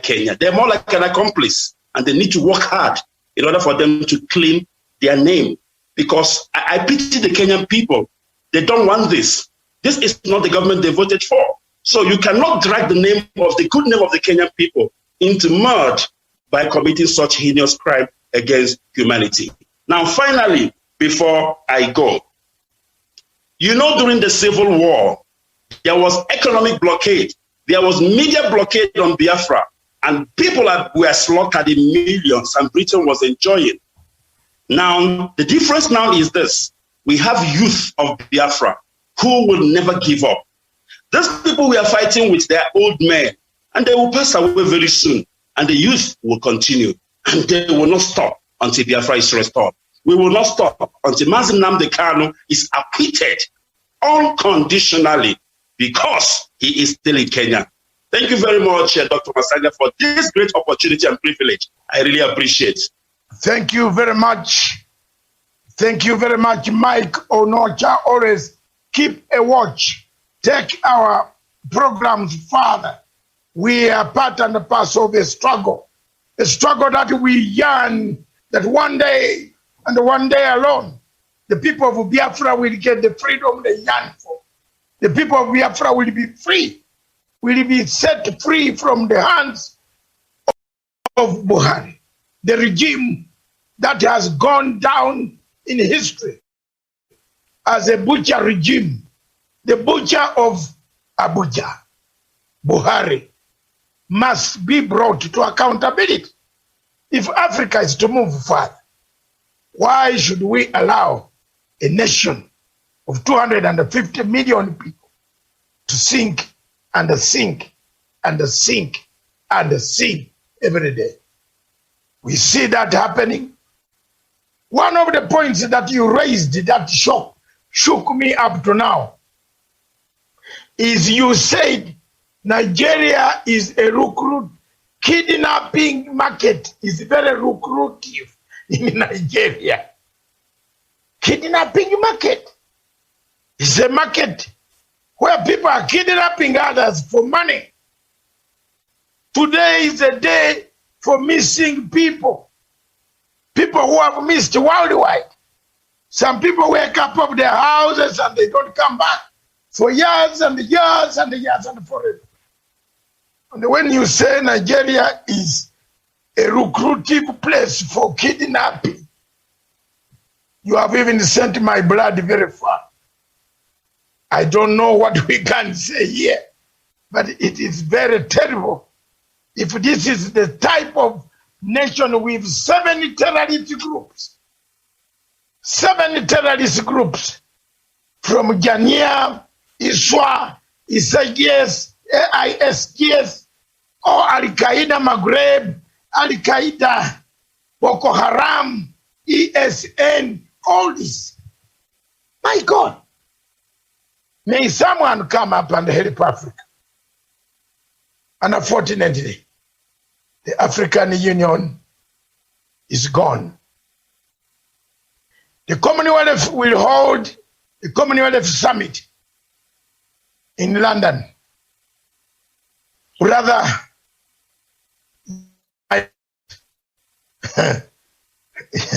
just read my lips. I will be there. I'm a veteran of Commonwealth. I'm a member, senior member of the Commonwealth Journalists Association. The whole Commonwealth of 54 countries. My identity's credentials are with me. I enter any conference on planet Earth as long as it is in Britain. I believe Buhari will come and I will face Buhari in that conference. Let him be prepared to answer my questions. Why he has allowed Nigeria to fall, to sink, to be mutilated, taken, eaten by terrorists. Why? Why he has killed many Biafrans. For every struggle there is hope. And for every hope, there is always success. If you have hope, you will succeed. Brother Mike, don't give up. Don't lose hope. Success will knock on the door. You can imagine some of us have fought for 37 years. But still, the things that we said are the things that the new people who are coming in the struggle, what they are saying, and which they supported themselves. Now they turn around and they say, oh, Matanga said was right. But here we are, we find ourselves at the cul-de-sac, what the French call a cul-de-sac. The world seems to come to a halt. Africa needs 400 million doses. We are still talking of elections. We need 400 million doses, Mr. Kirimi. But we are still talking of grabbing power in 2022 in Kenya, when we have not even vaccinated more than 2 million people fully. Are we mad? What bewitched Africa? Thank you very much. Chinua Achebe, in his book, The Things Fall Apart, which was song I like so much, on page 53, he said, perhaps you have been away for too long. Obiorika was telling Okonkwo that perhaps you have been away for too long. The Umofia clan has changed. The white man has brought a bicycle that drinks milk.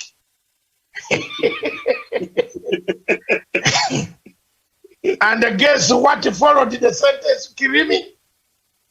Things have fallen apart. On that note, I end it that way.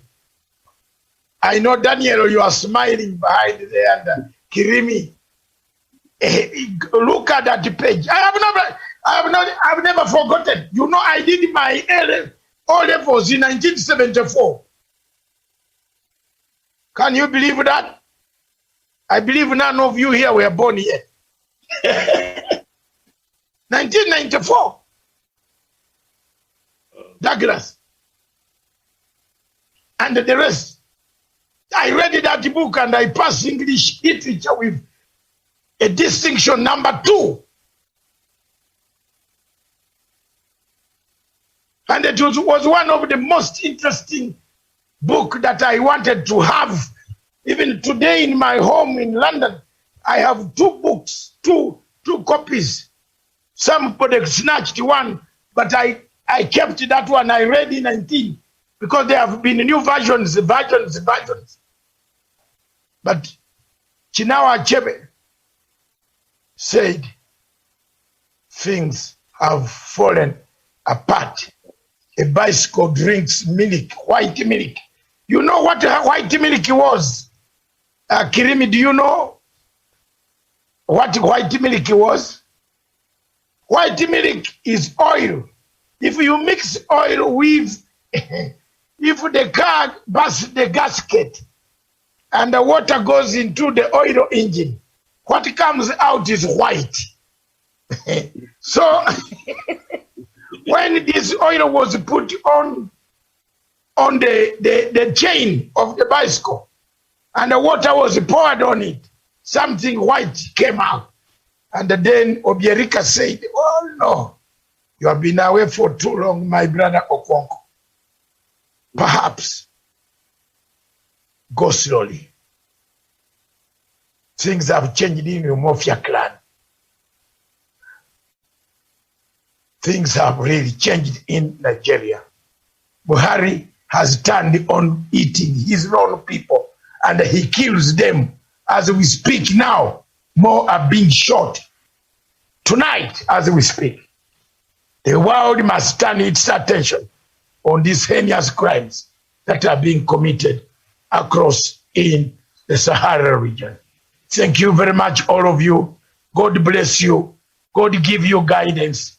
This station is for Africa, with Africa, by Africa. Ciao. Ciao.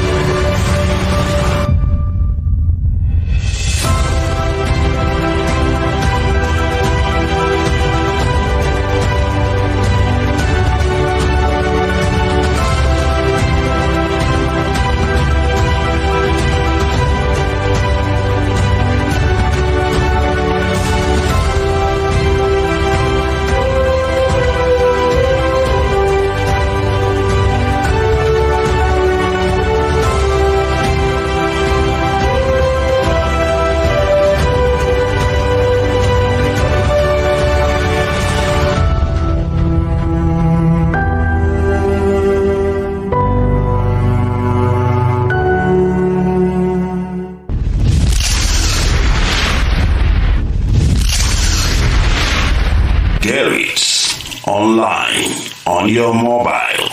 This is IPOB Community Radio, Radio Biafra, the first and the last.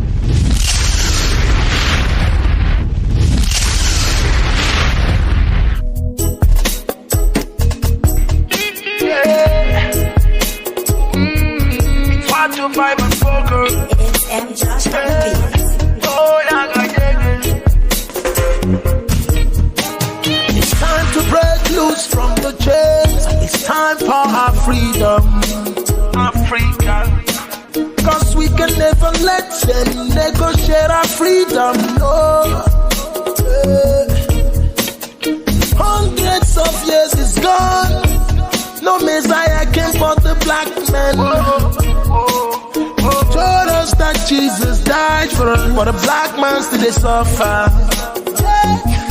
The truth we say, Africa will rise at the right time, and the time we're waiting for is right now. No one can hold the truth for a long time. Oh no. So stay awake. The sun is risen from the east, and the Messiah you're waiting is right here. And no one is gonna try to stop that. I can hear a great call for justice. Freedom, let the sun rise. Freedom for Biafra. Freedom, free Nnamdi Kanu. Oh, song of salvation. Freedom, let Africa rise. Freedom for Biafra. Freedom, free Nnamdi Kanu.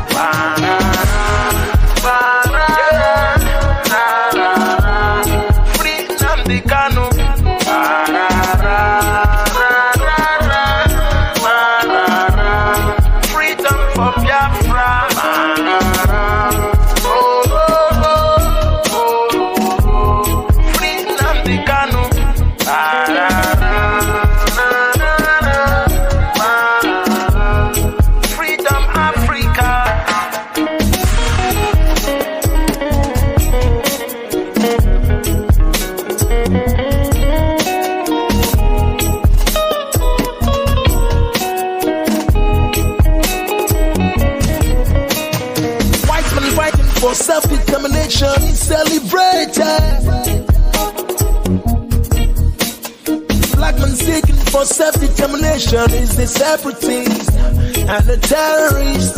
Yeah.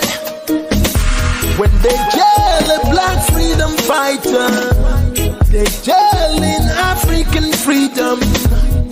Don't I have rights to my self-determination? Is that a crime? Oh no. Don't I have rights to live? Don't I have rights to express myself? Don't I have rights to speak? Can't I complain if I'm marginalized? There's genocide in the land that nobody even cared about. Even when I try to speak, my voice is muted every time. I'm like a slave in my land, I can't take it anymore. I hope the world is listening to my plight. I can hear a great call for justice. Freedom, let the sun rise.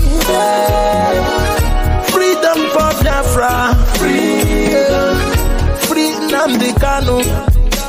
Oh, the song of salvation. Freedom, let Africa rise. Freedom for Biafra.